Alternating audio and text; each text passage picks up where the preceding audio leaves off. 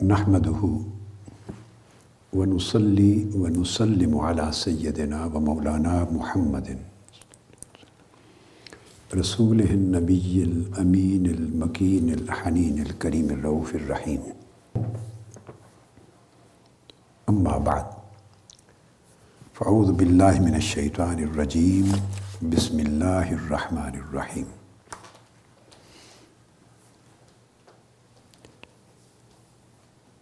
إن الذين قالوا ربنا الله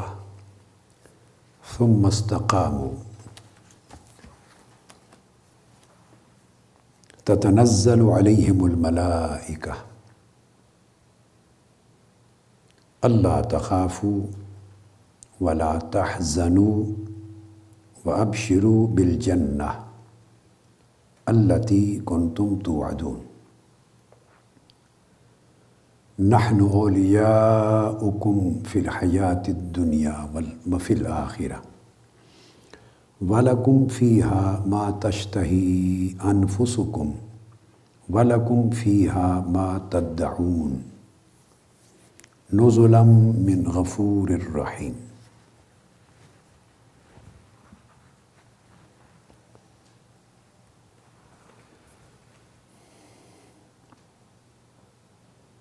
معزز مشائخ اعظام، علماء کرام، محترم اساتذہ، طلباء و طالبات، مجالس العلم کے ان حلقات میں شرکت کرنے والے تمام خواتین و حضرات اور دنیا بھر میں ہمارے متعلمین، متعلمات اور مستفیدین اور مستفیدات، پچھلی نشست میں اللہ رب العزت کی توفیق کے ساتھ ہم نے اپنی گفتگو الہام کے موضوع پر کی تھی کہ باطنی ذرائع علم میں کیا کیا آتا ہے، وہ ذرائع اور وسائط یعنی مینز اور ٹولز کیا ہیں جن سے باطنی طور پہ، روحانی طور پہ انسانوں کو علم حاصل ہوتا ہے یا ہو سکتا ہے، اور اللہ تبارک و تعالیٰ ان ذرائع سے انسان کو جنہیں یہ توفیق بخشے اور یہ صلاحیت دے، استعداد دے، جن کا نصیب ایسا فرمائے، ان کے نیک اعمال، ان کے اچھے اخلاق اور ان کی ریاضات، مجاہدات، کاوشوں اور کوششوں کے نتیجے میں تو جن کو اس طرح کے علوم حاصل ہوتے ہیں، اس کی ایک تفصیلی گفتگو چلی آ رہی ہے جو ہم نے حواس خمسہ سے شروع کی تھی، پھر عقل کے جو دماغ کے اندر ذرائع ہیں علم کے ان پر گفتگو کی، پھر حواس اور دماغ کے علاوہ جو اللہ رب العزت نے انسانی جسم کے اندر مختلف چشمے اور سوتے بنائے ہیں حصول علم کے، ان پر بات کی، اور ان ذرائع پر جو انسان اپنے من کے اندر اور اندر ہی نہیں صرف بلکہ اپنے جسم کے باہر سے، ماحول سے، سوسائٹی سے، مشاہدے سے، تجربہ سے، سننے سے اور استدلال سے، مختلف ذرائع سے وہ علم کلیکٹ کرتا ہے، حاصل کرتا ہے، اس پر گفتگو کی۔ چلتے چلتے ہماری گفتگو پچھلی نشست میں بلکہ پچھلی چند نشستوں میں باطنی ذرائع علم کے حوالے سے الہام پر ہو رہی ہے، اور اس سے آگے ہم نے پھر کشف پر اور علم لدنی کے موضوع پر جانا ہے۔ یہ جو آیہ کریمہ میں نے ابھی تلاوت کی ہے، ہماری پچھلی نشست میں گفتگو اسی آیہ کریمہ پہ ختم ہوئی تھی۔ اس آیہ کریمہ نے ایک ریالٹی کو واضح کیا۔ میں نے جب یہ کہا تھا کہ نفس ایک ایسا محل ہے، ایک ایسی جگہ ہے جہاں الہام اترتا ہے، آتا ہے، اور الہام کی میں نے وضاحت کر دی تھی کہ وہ نیک الہام بھی ہوتا ہے اور برا الہام بھی ہوتا ہے، اور الہام ایک ایسا علم ہے جو القاء کیا جاتا ہے، اور نیک الہامات ملائکہ کی طرف سے ہوتے ہیں، فرشتوں کی طرف سے۔ اللہ رب العزت نے ملائکہ کو اچھے نیک الہامات کے لیے مقرر کیا، معین کیا، اور وہ واسطہ بنائے گئے ہیں، وہ اس کے ٹولز ہیں، مینز ہیں، ذرائع ہیں۔ اور برے الہامات، برے خیالات کا القاء، گمراہی کی چیزوں کا القاء، یہ شیاطین کو مقرر کیا گیا، تو شیطان بھی کرتے ہیں۔ تو یہ دو قوتیں ہیں جو غیر مرئی ہیں، آنکھوں سے دکھائی نہیں دیتی، مگر یہ ایگزسٹ کرتی ہیں۔ تو یہ بھی ایک سورس ہیں کہ دل میں القاء کر کے، الہام کا جو پروسیجر میں نے کہا کر کے، نیکی اور بدی کے خیالات سے لے کر تصورات تک، اور تصورات سے لے کر علم اور عقائد تک، افکار تک یہ ڈالتے ہیں۔ اس آیت کریمہ نے ملائکہ کے سورس کو بیان کیا، جو سورہ حامیم السجدہ کی آیت ہے نمبر 30 اور آیت نمبر 31۔ اور اس میں ارشاد فرمایا، بے شک جو لوگ ایمان لائے اور جنہوں نے کہا ہمارا رب اللہ ہے، پھر اس پر استقامت اختیار کی۔ ایمان اور استقامت کے نتیجے میں کیا ہوتا ہے؟ تتنزل علیہم الملائکہ، یہ نقطہ تھا جس پر ہم نے پچھلی نشست ختم کی، کہ ان پر پھر فرشتے اترتے ہیں۔ اس سے میں نے یہ بات اسٹیبلش کی کہ فرشتے صرف نبی پر نہیں اترتے، غیر نبی پر بھی اترتے ہیں، مگر دونوں ہستیوں پر اترنے کا انداز الگ ہے۔ نبی پر عیاناً فرشتہ حاضر ہوتا ہے، اترتا ہے، اور اللہ کی وحی لے کے اترتا ہے۔ اس میں کسی شک اور شبہ کی گنجائش نہیں ہوتی، کسی تعویل اور تعبیر کی گنجائش نہیں ہوتی، کوئی غلطی اور خطا اس کا امکان نہیں ہوتا، چونکہ نبی کے الہام میں اس لیے خطا نہیں ہوتی کہ اس کا قلب معصوم ہوتا ہے جس کو وہ ریسیو کر رہا ہے۔ اولیاء کے دل محفوظ ہوتے ہیں، مگر وہ خطا اور غلطی کے امکان سے خالی نہیں ہوتے، لہٰذا انہیں اس کی تعبیر میں بھی غلطی ہو سکتی ہے،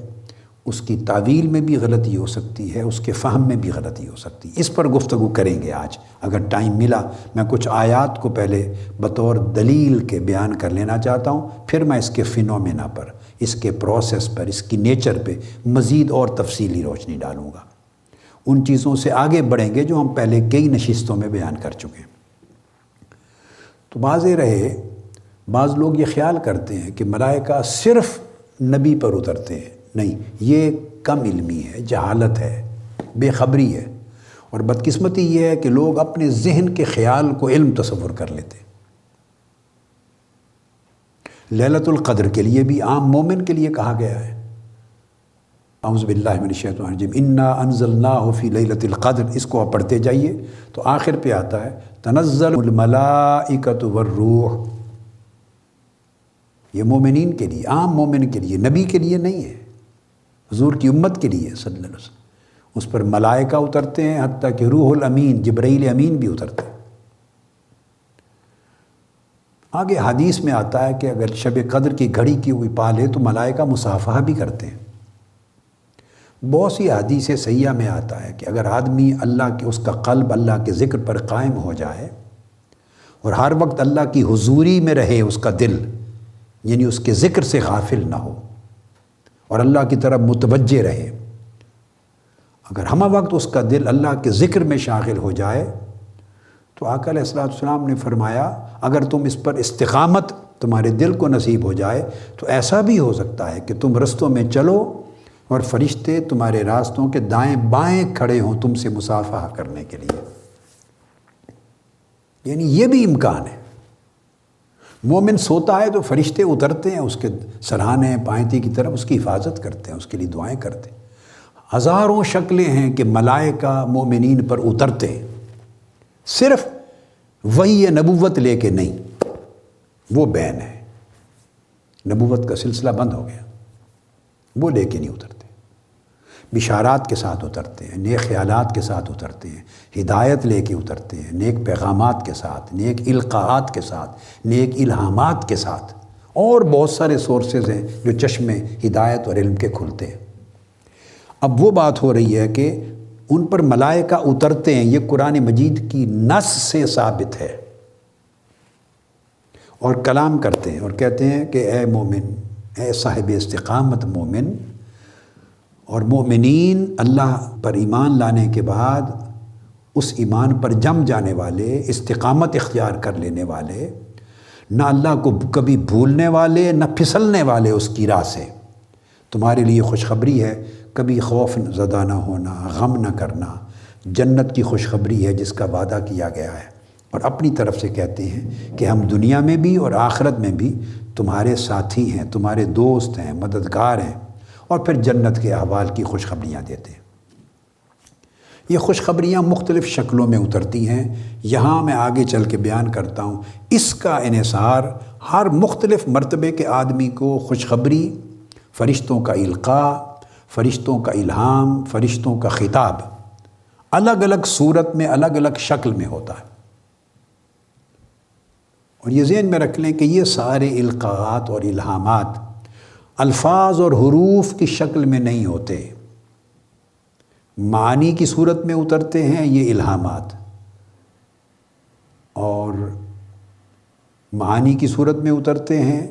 یا یہ عالم مثال کی شکل میں اترتے ہیں، جس کو پھر آدمی تعبیر کرتا ہے، اس کی تعویل کرتا ہے۔ یہاں کسی کے اندر اگر ادراک کی صلاحیت اتنی کامل اور معرفت کی نہ ہو تو وہ غلطی کر سکتا ہے۔ اور آگے چل کے میں بیان کروں گا کہ کبھی بعض لوگوں کو اس مقام پر ہوتے ہیں کہ الہام ہو رہا ہے، مگر وہ اتنی کیفیت عیاں ہوتی ہے کہ وہ اس کو الفاظ سمجھ بیٹھتے ہیں۔ بعض کا تو سمجھتے ہیں کہ یہ مجھے کہا گیا ہے، یہ الفاظ میں نے سنے ہیں۔ وہ جو الفاظ کا سننا جو آدمی کہتا ہے وہ دراصل سنا نہیں ہوتا وہ مثالی شکل میں الہام ہے، میٹافوریکل شیپ میں، فیگوریٹو سینس میں، معانی کی شکل میں الہام ہوتا ہے، مگر وہ اتنا عیاں اور نمایاں ہوتا ہے کہ وہ بندہ فرق نہیں کر سکتا کہ یہ معنی اترا ہے یا لفظ اترا ہے۔ وہ حروف، الفاظ اور صوت، الفاظ اور آواز کی طرف اس کا ذہن کر لیتا ہے۔ یہ اس کا اپنا ضعف، اس کے قلب کی صلاحیت اور فہم کی استعداد میں کمزوری ہوتی ہے۔ اگر اس مرتبے سے بھی وہ بلند ہو جائے تو وہ امتیاز کر لیتا ہے کہ یہ الفاظ اور حروف نہیں تھے، صوت یعنی آواز نہیں تھی، بلکہ معانی تھے اور عالم مثال کی چیزیں تھیں۔ اس کو میں آگے چل کے سمجھاتا ہوں، مگر یہ الہام ہوتا ہے۔ اب قرآن مجید کے کچھ مقامات اور دیکھ لیتے ہیں اس میں، اور پھر اس کے پروسیس کی طرف آگے آتے ہیں۔ سورہ زخرف یہ 25واں پارہ ہے، اس کی آیت نمبر 36 کو دیکھیے۔ 36 میں جیسے یہ ملائکہ کا ذکر کیا نا، اس طرح شیاطین بھی یاد رکھ لیں دلوں میں القاء کرتے، تو ایول اسپرٹس بھی ہیں، ایول قوتیں بھی ہیں، شیاطین الجن والانس، وہ بھی غلط تصورات، غلط خیالات، غلط عقائد، غلط افکار، غلط ارادے، غلط ہمتیں، غلط حواجس، یعنی بہت سارے سٹیجز ہیں، اور غلط خواطر گریجولی وہ بھی القاء کرتے ہیں، ڈالتے ہیں، اور بندے کو الٹیمیٹلی غلط راہ پہ لگاتے ہیں، غلط عقیدے پہ ڈالتے ہیں، غلط فکر و تصور میں ڈالتے ہیں، بہکاتے ہیں۔ یہ اس کے علاوہ ہے جو انسان اپنی سوسائٹی میں نرچرنگ کے دوران اپنی سوشل انوائرمنٹ سے غلطیاں، غلط ماحول لے کے بہکتا گمراہ ہوتا ہے، وہ ایک اضافی چیز ہے، وہ دنیا ہے۔ اس کو ہم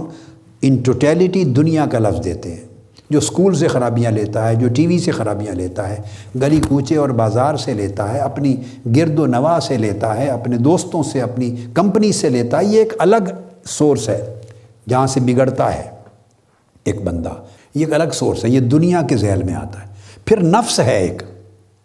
جس کا ہم تذکرہ پچھلی نشست میں بڑی تفصیل سے کر چکے ہیں، اور مراتب بیان کر چکے ہیں۔ وہ نفس امارہ سے لے کر نفس لوامہ، نفس ملہمہ، نفس مطمئنہ، نفس راضیہ، نفس مردیہ، نفس کاملہ، تمام سٹیجز کو ڈسکس کر چکے ہیں۔ تو ایک سورس نفس امارہ بھی ہے جو برائی کی طرف امر دیتا ہے اور وہ بھی القاء کرتا ہے۔ ہم نفس کی اس گمراہ کرنے کی صلاحیت اور بہکانے کی صلاحیت اور دنیا کی گمراہ کرنے کی صلاحیت، ان سورسز کی بات نہیں کر رہے۔ ہم بات کر رہے ہیں جو نان فزیکل ایگزسٹ کرنے والی ایول قوتیں ہیں، شیاطین جن کو کہا گیا ہے۔ اب اس کے لیے قرآن مجید نے کہا آیت نمبر 36 میں فرمایا وَمَن يَعْشُ عَنْ ذِكْرِ الرَّحْمَنِ نُقَيِّدْ لَهُ شَيْطَانًا فَهُوَ لَهُ قَرِينٌ، اور جو شخص خدائے رحمان کی یاد سے صرف نظر کر لے تو اس کے لیے ایک شیطان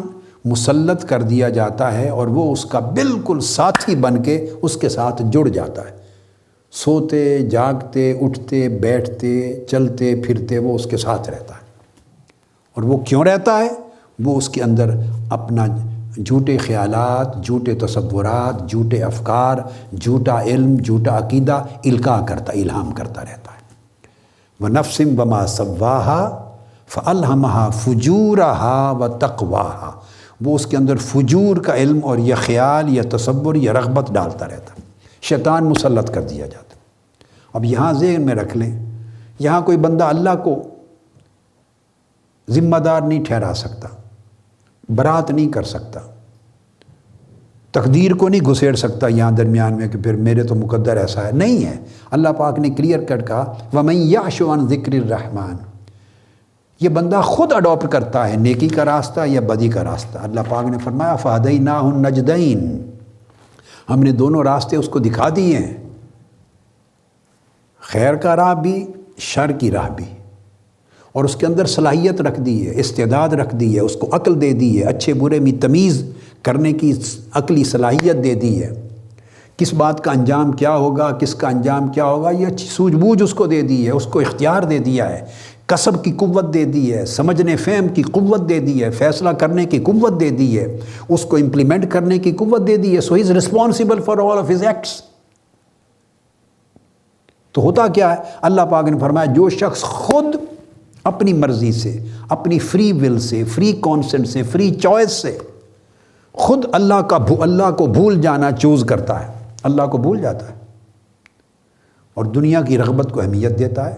نفس کی شہوتوں کو اہمیت دیتا ہے، عیاشیوں کو اہمیت دیتا ہے، گناہوں کی جو جھوٹی لذت ہے اس کو اہمیت دیتا ہے، اور اللہ کے ذکر کی لذت کی طرف نہیں جاتا، عبادت کی طرف نہیں جاتا، فرائض کی ادائیگی کی طرف نہیں جاتا، واجبات کی ادائیگی کی طرف نہیں جاتا، نیکیوں کی طرف نہیں جاتا، یا دنیا کو ترجیح دیتا ہے جس میں رہ رہا ہے، 4 روزہ سکون کو، لذت کو، اور آخرت کو بھول جاتا ہے، اللہ کے وعدے پر یقین نہیں کرتا۔ شیطان دنیا کا وعدہ دلاتا ہے، اس پر یقین کرتا ہے، تو بندہ خود اڈاپٹ کرتا ہے، اس لیے رسپانسبل ٹھہرایا گیا ہے، اس لیے اس کے لیے جزا بھی ہے اور سزا بھی۔ اگر اس کی فری ول، فری کانسنٹ اور اس کا فریڈم آف چوائس نہ ہو اس میں، اور فریڈم آف ایکشن نہ ہو، تو نہ اسے سزا دینا جائز ہوگا اور نہ اسے جزا دینا جائز ہوگا۔ تو اللہ کی ذات ناجائز نہیں کرتی، اس کو فریڈم دی ہے چوائس کی۔ تو فرمایا جو شخص اللہ کی یاد سے خود صرف نظر کر لے، سٹیپ خود اٹھائے گا، اللہ کی یاد سے منہ موڑ لے گا، اللہ کی یاد سے غافل ہو جائے گا، بری راہ پہ چل پڑے گا، تو جو خود اس راہ پہ چل پڑتا ہے، اپنا غلط راستہ خود چوز کرتا ہے، اس میں اللہ پاک اور اللہ کی قدرت دخل اندازی نہیں فرماتی، یہ بندے کو اختیار دے رکھا ہے۔ تو وہ اپنے برے اعمال اور اپنے کسب کے نتیجے میں پھر اس کا رزلٹ تو ہوگا نا۔ ایک آدمی اگر بے احتیاطی کی گندی خوراک کھا رہا ہے تو صاف ظاہر ہے پھر اس کے نتیجے میں انفیکشن تو آئے گی نا۔ تو یہ تو نہیں کہہ سکتا کہ بیماری میرے مقدر میں لکھی ہوئی تھی، یہ کیا مقدر ہے؟ یہ آپ نے اپنا مقدر خود بنایا ہے گندی چیزیں کھا کر۔ ایک آدمی بے تحاشا خوراک کھاتا ہے، بے تحاشا خوراک کھاتا ہے، فیٹی چیزیں کھاتا ہے، کاربوہائیڈریٹس کھاتا ہے، اور گھی کی چیزیں کھاتا ہے، تیل کھاتا ہے، مٹھائی کھاتا ہے، میٹھا اور چینی کھاتا ہے، اور خوب چاول بریانیاں کھاتا ہے، گوشت کھاتا چلا جاتا ہے، اس کی لمٹ کوئی نہیں، تو موٹا تو ہوگا، موٹا ہوتا چلا جائے گا، اس کی فیٹ بڑھے گی، اور فیٹ بڑھنے کے ساتھ اس کی کولیسٹرول بڑھے گی، بڑھتے بڑھتے پھر ایکسرسائز نہیں کرتا تو الٹیمیٹلی پھر وہ نتیجہ تو ہوگا بلڈ پریشر بھی ہوگا اس کو ہارٹ اٹیک بھی ہوگا، اور اس کے اور بھی 50 مسائل پیدا ہوں گے۔ اگر وہ کہے گا یہ ساری مرضیں میرے ہی مقدر میں تھیں، تو اس کا مقدر وہ خود لکھنے والا ہے، اپنا مقدر خود لکھ رہا ہے کہ اس نے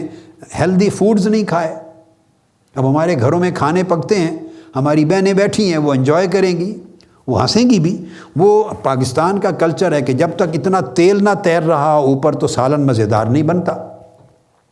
تیل سے ہی وہ سالن کا مزہ آتا ہے، اور خوب جب بناتے ہیں تو وہ جو تیل جو مزہ آ رہا ہے، اس مزے نے آپ کو مزہ چکھانا بھی ہے بعد میں صحت خراب کر کے، تو مزہ ہی مزہ چکھاتا ہے۔ تو ہم جب دنیا کے مزے میں جاتے ہیں تو وہ پھر مزہ چکھاتی بھی ہے دنیا، آخرت خراب کرتی ہے، جنت سے دور کرتی ہے، اللہ سے دور کرتی ہے، گمراہی پیدا کرتی ہے، تاریکی پیدا کرتی ہے۔ تو جب شیطان سے ہم نے شیطان والی راہ اختیار کر لی تو یہ شیطان تو دوست بنے گا ہی بنے گا، وہ تو پھر مناسبت ہو گئی نا۔ تو اللہ پاک نے فرمایا پھر شیطان مسلط کر دیا جاتا ہے جو اس کے ساتھ جڑا رہتا ہے۔ اب یہاں نقطہ ہم پلٹ کے اسی موضوع کی طرف آ رہے ہیں، درمیان میں بعض اوقات چیزیں سمجھانے کی آ جاتی ہیں، میں تربیت کے نقطۂ نظر سے درمیانی بات کر دیتا ہوں۔ موضوع پر آ گئے تو وہ جڑا کیوں رہتا ہے، یہ بات امپورٹنٹ ہے۔ اگر وہ کچھ نہیں کرتا، اس نے القاء کچھ نہیں کرنا اس کے دل میں، اس کو سجانا کچھ نہیں، اس کے اندر الہام نہیں کرنا، اس کو بہکانے کی کوئی صلاحیت اس کے اندر نہیں ہے، کچھ اس کے اندر انکلکیٹ نہیں کرنا، انجیکٹ نہیں کرنا، اس کے اندر کچھ ڈالنا نہیں، تو اس کے ساتھ جڑے رہنے کا کیا مطلب ہے؟ اب قرآن کی نص سے تو آپ انکار کر ہی نہیں سکتے نا، اس کا مطلب ہے وہ ساتھ رہ کے ہر وقت اس کو بگاڑنے کا اہتمام کرتا ہے۔ تو آپ نے دیکھا، اور پھر شیطان جب اس کو غلط علم دیتے ہیں، غلط فکر دیتے ہیں، غلط تصور دیتے ہیں، تو بندہ کیا سمجھتا ہے؟ انہم لیصدونہم عن السبیل، دراصل وہ ہدایت کی راہ سے شیطان ان کو ہٹا رہے ہیں، ہٹا دیتے ہیں۔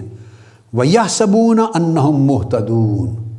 اور ہدایت کی راہ سے ہٹا ہوا گمراہ شخص یہ سمجھتا ہے کہ دراصل وہ ہدایت یافتہ ہے، دوسرے گمراہ ہیں۔ یہ بھی شیطان کا ہیلا ہے، یہ اس کی کاریگری ہے۔ اگر وہ جس کو بہکایا ہے تو وہ بہکا ہوا اگر یہ سمجھنے لگے کہ میں بہک گیا ہوں، گمراہ ہو گیا ہوں، تو شیطان کی کاریگری کیا ہوئی؟ وہ شیطان کا تو ایجنڈا ہی ختم ہو جاتا ہے۔ اگر اس کو بہکے ہوئے کو، گمراہ آدمی کو یہ بھی پتہ ہو کہ میں گمراہ ہوں، تو وہ تو فوری بھائی اپنی اصلاح کر لے گا، وہ گمراہی سے تائب ہوگا، کسی کے پاس چلا جائے گا، رہنمائی لے لے گا۔ یہی تو اس کی کاریگری ہے، اس کی مہارت ہے کہ وہ گمراہ کرتا ہے، اور گمراہ شخص سمجھتا ہے کہ میں ہدایت پر ہوں، میں سیدھی راہ پر ہوں، دوسرے مجھے غلط کہنے والے وہ گمراہ ہے، وہ غلط راہ پر ہے۔ یہ اس کی کاریگری ہے۔ تو یہ قرآن مجید نے پھر بیان کر دی، تو اس سے مراد یہ کہ اس طرح یہ لوگ شیطان جو ہیں وہ گمراہ کرتے ہیں اور خیالات ڈالتے ہیں۔ پھر قرآن مجید نے کہا سورہ الشعراء 19ویں پارے میں، سورہ شعراء اور آیت نمبر 221 اور 222، پھر آگے 227 لیں گے، اس میں بھی وہی مضمون فرمایا هل انبئکم علی من تنزل الشیاطین۔ اب دیکھیں نا کتنی پیاری بات۔ سب سے پہلی جو آیت ہم نے پڑھی سورہ حامیم السجدہ کی آیت نمبر 30، اس میں تھا ان الذین قالوا ربنا اللہ ثم استقاموا تتنزل علیہم الملائکہ، جو لوگ ایمان پر قائم رہتے ہیں، استقامت اختیار کرتے ہیں، اللہ سے جڑ جاتے ہیں، ان پر ملائکہ اترتے ہیں۔ اس لفظ کو ذہن میں رکھ لیں، صاحبان استقامت مومنین پر اللہ پاک کی پھر غیبی امداد اترتی ہے، ملائکہ اترتے ہیں، اور ملائکہ اس کو اسپریچول سپورٹ دیتے ہیں، گائیڈنس دیتے ہیں۔ اب اس کے مقابلے میں دوسری جگہ سورہ شعراء آیت نمبر 221 اور 222، اس میں اللہ رب العزت فرماتے ہیں کیا میں تمہیں بتاؤں کہ شیاطین کس پر اترتے ہیں؟ دیکھو وہاں تھا کہ ملائکہ کس پر اترتے ہیں، فرمایا صاحب استقامت مومن پر اترتے ہیں۔ اب فرمایا هل انبئکم علی من تنزل الشیاطین، کیا میں تمہیں بتاؤں ان لوگوں کا کہ شیاطین کس پر اترتے ہیں؟ تنزل علی کل افاک اثیم، فرمایا ہر جھوٹے بہتان طراز پر اور ہر گنہگار نافرمان پر اترتے ہیں۔ اب آپ نے دیکھا یوں تو نہ کسی کو فرشتے بھی اترتے نظر آتے ہیں نہ شیطان بھی اترتے نظر آتے ہیں، بھئی وہ ویزیبل چیزیں نہیں ہیں، نفس بھی ویزیبل نہیں ہے، وہ بری راہ پہ چلاتا ہے، ایک شوق پیدا کرتا ہے، رغبت دلاتا ہے، گمراہ کرتا ہے، سب کچھ کر رہا ہے، اندر اس کی پوری ایک کار فرمائی ہے مگر نظر نہیں آتا۔ تو شیطان تو ایسی جنات میں سے ہیں شیاطین کہ وہ بھی نظر نہیں آتے، مگر فرمایا وہ بھی اترتے ہیں۔ تو قرآن مجید کی نص نے اسٹیبلش کر دیا کہ شیطان بھی اترتے ہیں۔ اور کن پر اترتے ہیں؟ ہر جھوٹے پر، بہتان طراز پر، اور ہر گناہگار نافرمان پر۔ یعنی جس آدمی نے سچ چھوڑ کے جھوٹ کا راستہ اختیار کر لیا، اور آج جھوٹ کا راستہ اختیار کرنے والوں کی کوئی کمی نہیں ہے سوسائٹی میں، تو اس کا مطلب ہے اترنے والے شیطانوں کی بھی کوئی کمی نہیں ہے، بے حساب اترے ہوئے ہیں۔ جھوٹے لوگ بھی ہیں، الزام تراشی کرنے والے، بہتان تراشی کرنے والے بھی ہیں۔ صبح و شام ہمارے ہاں سوسائٹی میں، ملک میں بہتان تراشی ہوتی ہے، تہمتیں لگتی ہیں صبح و شام۔ ان سب پہ شیطان اترتے ہیں اور وہ ان کو گائیڈ کرتے ہیں کہ آج یہ کہنا ہے، آج یہ کہنا ہے، آج یہ کہنا ہے۔ خواہ وہ گھروں میں بیٹھ کے ایسی باتیں کریں شیطان کی رہنمائی لے کر، خواہ مجالس میں کریں، خواہ سوشل لائف میں، خواہ پولیٹیکل لائف میں، خواہ ٹی وی پہ جا کے ٹاک شو میں کریں، خواہ وہ آپس میں روابط میں کریں، وہ شیطان اترتے ہیں۔ شیطان انہیں جھوٹے خیالات بہکانے والے ڈالتے ہیں، بہتان ترازی ان کو ڈالتے ہیں، ان کو اس کا سکل سکھاتے ہیں، جھوٹ بولنا سکھاتے ہیں، اور گناہگار اور نافرمان ہیں، فتنہ اور فساد کرتے ہیں سوسائٹی میں۔ فرمایا ہر ایسے شخص پر شیطان اترتے ہیں۔ تو ایسا شخص شیطانوں کا مرید ہے، شیطانوں کا طالب علم ہے، شیطانوں کا شاگرد ہے۔ اور پھر فرمایا آگے آیت نمبر 223، اور یلقون السمع واکثرهم کاذبون، اور وہ سنی سنائی جھوٹی باتیں، بے بنیاد باتیں ان کے کانوں میں اور دل میں ڈال دیتے ہیں، اور یہ لوگ اکثر جھوٹے ہوتے ہیں، اکثر جھوٹے ہوتے ہیں۔ اس کے بعد پھر یہی سورت کی آخری آیت 227 اس کے برعکس بیان کیا۔ انہوں نے کہا یہ ان کے احوال بیان کیے کر کے آگے فرمایا الا الذین آمنوا وعملوا الصالحات وذکروا اللہ کثیرا وانتصروا من بعد ما ظلموا۔ فرمایا ان سے بچتے وہ لوگ ہیں، ایسے اثرات سے جو ایمان لاتے ہیں، اعمال صالحہ کرتے ہیں، اور کثرت کے ساتھ اللہ کا ذکر کرتے ہیں۔ ایمان، اعمال صالحہ اور کثرت ذکر الہی، یہ تین چیزیں پھر دفاع کرتے ہیں اس انفیکشن کا، ان برے جراثیموں کا، یہ ڈیفینس کرتے ہیں آپ کے ایمان کی باڈی کا، ایمان کا، یہ ان کو دفع کرتے ہیں۔ تو یہاں بھی آپ نے دیکھ لیا کہ شیاطین بھی اترتے ہیں اور ان سے دفاع کی بھی ایک شکل۔ اب قرآن مجید میں ایک اور مقام پر ارشاد فرمایا، یہ بھی 14واں پارہ ہے، 14واں پارہ ہے، جس میں اللہ رب العزت نے ارشاد فرمایا، سورہ الحجر آیت نمبر 39، 40، 41 اور 42۔ پھر فرمایا کہ شیطان نے قسم کھائی جب وہ اللہ رب العزت کی بارگاہ سے دھتکار دیا گیا، جب اللہ رب العزت نے فرمایا تھا اذ قال ربک للملائکۃ انی خالق بشرا من صلصال من حمأ مسنون فاذا سویتہ ونفخت فیہ من روحی فقعوا لہ ساجدین، کہ میں فرشتوں سے اللہ پاک نے فرمایا کہ میں ایک پیکر بشریت پیدا کر رہا ہوں اس طرح، اور جب میں اس کی ظاہری بدن کی تشکیل مکمل کر لوں، درست کر لوں، تو میں اس کے اندر اپنی روح پھونکوں گا۔ جب اپنی روح پھونکوں گا تو تم اس کے پیکر بشری کو نہ دیکھنا، اس کے پیکر جسدی کو نہ دیکھنا، اس کی حقیقت روحی کو دیکھنا۔ جسم کا پیکر تو بنا رہا ہوں، بشری پیکر، مگر میں اس میں اپنی روح پھونکوں گا۔ وَنَفَخْتُ فِيهِ مِن رُوحِي، تو میں اپنی روح اس کے اندر پھونکوں گا۔ جب میری روح کا چراغ اس کے اندر جل پڑے تو فَقَعُوا لَهُ سَاجِدِينَ، تو پھر سجدہ ریز ہو جانا، اس کے لیے اس کی تعظیم بجا لانا اس شکل میں، اور دراصل مجھے سجدہ کرنا، احترام کرنا۔ تو وہ احترام اس کے وجود روحانی کے لیے ہے، اس کے پیکر بشری اور پیکر جسدی اور پیکر ظاہری کے لیے نہیں، اس کے وجود روحانی کے لیے، جو روح اللہ پاک کی پھونکی ہوئی روح کا چراغ، اس کو کرنا۔ تو خیر پھر واقعہ ہے، ملائکہ ان کو روح کی پہچان تھی، وہ جب روح چمکی، چراغ روح چمکا تو وہ سجدہ ریز ہو گئے۔ ابلیس چونکہ شیطان تھا، وہ ناری تھا، نور نہیں تھا، اس کو نور سے مناسبت نہیں تھی، تو وہ پھر اس نے انکار کر دیا۔ تو اللہ پاک نے پوچھا کیوں نہیں سجدہ کیا؟ اس نے کہا یہ مٹی سے گارے سے بنا ہے، میں اس کو سجدہ کیوں کروں؟ اللہ پاک نے فرمایا دفع ہو جاؤ، نکل جاؤ یہاں سے، تم پر قیامت تک رحمت سے محرومی ہے، لعنت ہے۔ اس نے کہا مجھے پھر موقع دے دیں۔ اب اس مقام پر وہ اللہ رب العزت کی بارگاہ میں وہ اپنا چیلنج کرتا ہے، وہ وعدہ کرتا ہے، قسم کھاتا ہے، قالت رب بما اغویتنی لأزینن لہم فی الارض ولأغوینہم اجمعین۔ اس نے کہا کہ میں، یہ شیطانی سوچ ہے، اس نے کہا پروردگار اس سبب سے کہ جس طرح تو نے مجھے گمراہ کیا ہے معاذ اللہ۔ تو یہ سوچ شیطان کی سوچ ہے کہ کیا اپنے تکبر کے باعث ہے، کیا اس کی اپنی رعونت ہے، اس کی اپنی خرابیاں ہیں، مگر وہ منسوب اللہ کی طرف کر رہا ہے کہ جس طرح تو نے مجھے گمراہ کر دیا، نکال دیا یہاں سے۔ تو یاد رکھ لیں جب برائی کر کے اسے کہے بندہ، اسے اپنے مقدر کی طرف منسوب کرے برائی کو، تو سمجھے شیطان اس کا قرین ہے، ساتھی ہے، شیطان نے یہ بات القاء کی ہے، وہ رحمانی بات نہیں ہے، سچی بات نہیں ہے، چونکہ شیطان نے اس سوچ کا ایجاد کیا، انکار خود کیا، سجدے سے اللہ کا امر تھا، تو اگر اللہ نے روکنا ہوتا تو وہ فرشتوں کو بھی روک دیتا، تمام فرشتے سمجھ گئے، سجدہ ریز ہو گئے، یہ اکڑ گیا۔ جب اکڑ گیا تو اللہ رب العزت نے اسٹیٹ اوے بھی نہیں نکال دیا اس کو اپنی صفائی کا موقع دیا۔ قال ما لک الا تکون مع الساجدین، شیطان تم نے سجدہ کیوں نہیں کیا، میرے امر کی تعمیل کیوں نہیں بجا لایا؟ اللہ پاک نے اس کو موقع دیا کہ ایکسپلین کرے، تاکہ معافی مانگ لے، معذرت کر لے،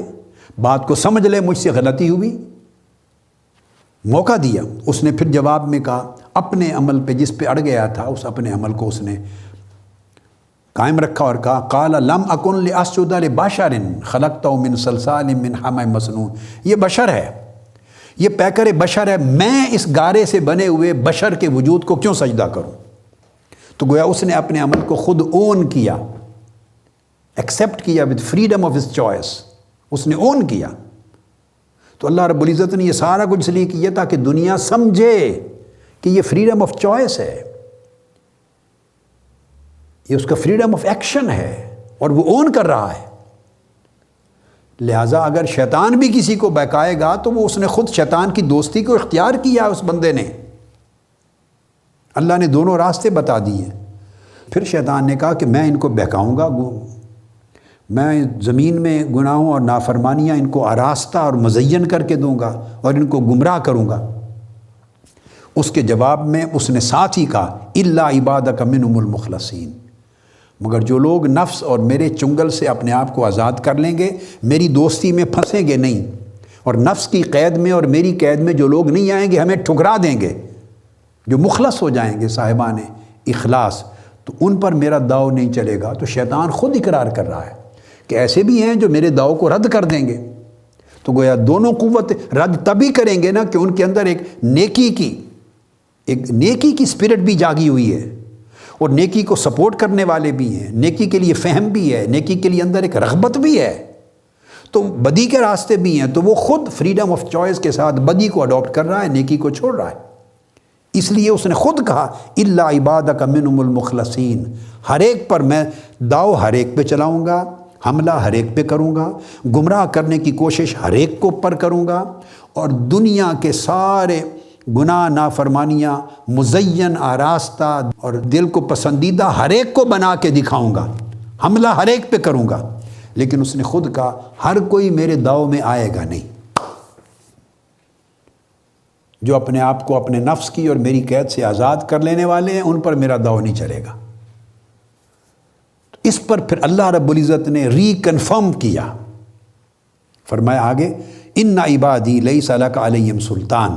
شیطان تم نے صحیح قرار کیا ہے ابلیس، جو میرے اخلاص یافتہ بندے ہیں ان پر تیرا کوئی زور نہیں چل سکتا، کوئی زور نہیں چلے گا، وہ بچے رہیں گے۔ الا من اتبعک من الغاوین، ہاں انہی پر ہی تیرا زور چلے گا جو بھٹکے ہوئے ہیں، جنہوں نے تیری راہ اختیار کی ہے۔ پھر قرآن مجید نے کہا الا من اتبعک، جنہوں نے خود اپنی آزاد رائے سے، مرضی سے، اختیار سے، اپنے کسب سے خود تیری راہ اختیار کی ہے، الا من اتبعک من الغاوین، جنہوں نے خود اس اسٹینڈ کو پر ترجیح دی ہے، جن کی خواہشات انہیں اس راہ پر لے آئی ہیں،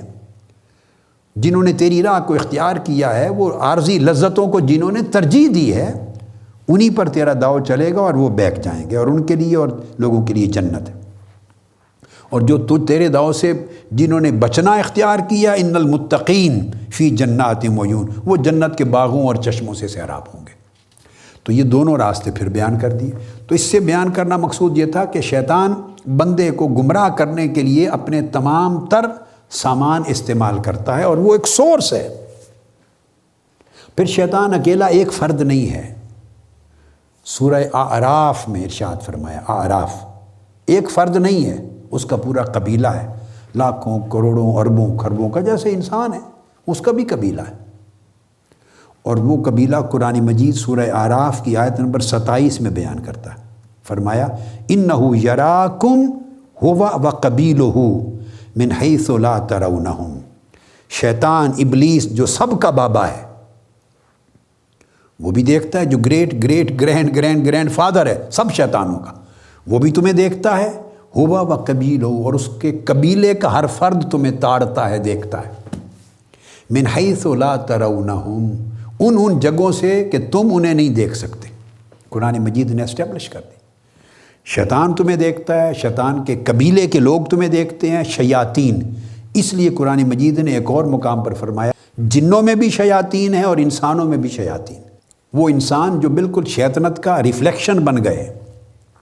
شیطان ان کا قرین بنا نا، دوست بنا، ساتھی بنا، اور ان کی سنگت میں رہ کے وہ بشری پیکر میں وہ بھی پورے شیطان بن گئے۔ اب ان کا رات دن کام ہی شیطانوں والا کام ہے، مکمل طور پہ انسانی پیکر میں اب شیطان ہے۔ یہ قرآن مجید نے کہا، انسانوں میں بھی اور جنات میں، دونوں میں شیطان ہے۔ جنات کے شیطان نظر نہیں آتے، انسانوں میں شیطان دکھائی دیتے۔ کسی کے ماتھے پہ نہیں لکھا ہوتا کہ یہ شیطان ہے اور یہ نیک انسان ہے، آپ اس کے اعمال سے، کرتوتوں سے، اس کی باتوں سے، اس کے کلام سے، کلمہ سے، اس کے کردار سے، حلال اور حرام رزق کے سارے اعمال سے اس کو آپ جائزہ لے لیتے۔ تو فرمایا کہ شیطان اور اس کا قبیلہ پورا ہر فرد تمہیں دیکھتا ہے، ایسے کہ تم نہیں دیکھ سکتے۔ فرمایا انا جعلنا الشیاطین اولیاء للذین لا یؤمنون، جو لوگ ایمان نہیں رکھتے یا ایمان زبان کی حد تک اقرار تصدیق کر کے ایمان کا سودا انہوں نے نہیں رکھا، ایمان کی راہ پہ نہیں چلے، ایمان کو پس پش ڈال دیا ہے عملاً زندگی میں،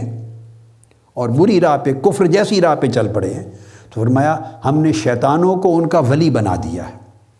تو یہاں یہ واضح کیا کہ شیطان بھی اولیاء بن جاتے ہیں، ان لوگوں کے اولیاء بن جاتے ہیں، یعنی ولی، سرپرست اور مددگار اور رہنما۔ اولیاء میں ولی، رہنما، سرپرست، مددگار، گائیڈ۔ شیطان ان کے گائیڈ بن جاتے ہیں، سرپرست بن جاتے ہیں۔ ولی جب نکاح کرتے ہیں تو ولی مقرر کرتے ہیں نا، سرپرست، جو قدم قدم پہ سرپرستی کرتے ہیں شیطان، ان لوگوں کے جو ایمان کو پس پشت رکھ دیتے ہیں، پیچھے رکھ دیتے ہیں ایمان کو، تو شیطان ان کو سنبھال لیتے ہیں۔ ایک جگہ فرمایا قرین، یعنی بالکل جڑ جاتے ہیں، ساتھی بن جاتے ہیں، اور یہاں اس سے آگے بڑھ جاتا ہے تعلق، قرین سے تعلق آگے بڑھ کے پھر ان کا سرپرست بن جاتے ہیں، شاید ان کے اولیاء بن جاتے ہیں، ان کے وارث بن جاتے ہیں، پراپر ان کے گائیڈ اور ان کے ٹیچر بن جاتے ہیں۔ اور اس طرح بن جاتے ہیں وہ شیطان کہ اسی سورہ اعراف میں پہلے ذرا آیت نمبر 17 میں فرمایا، شیطان نے کہا تھا کہ میں سیدھی راہ پر آ کے بیٹھوں گا، لَأَقْعُدَنَّ لَهُمْ صِرَاطَكَ الْمُسْتَقِيمَ، اے باری تعالیٰ جو لوگ سیدھی راہ پہ چل رہے ہوں گے میں سیدھی راہوں پر آ کر بیٹھوں گا، ثُمَّ لَآتِيَنَّهُمْ مِنْ بَيْنِ أَيْدِيهِمْ، پھر میں یقیناً ان کے آگے سے آؤں گا انہیں گمراہ کرنے کے لیے، وَمِنْ خَلْفِهِمْ،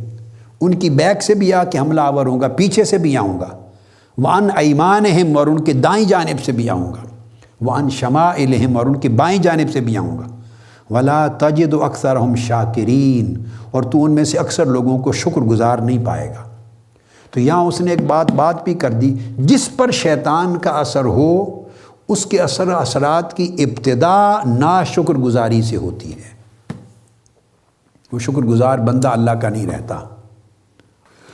تو یہ تمام آیات اس بات کو سمجھانے کے لیے میں نے کوٹ کی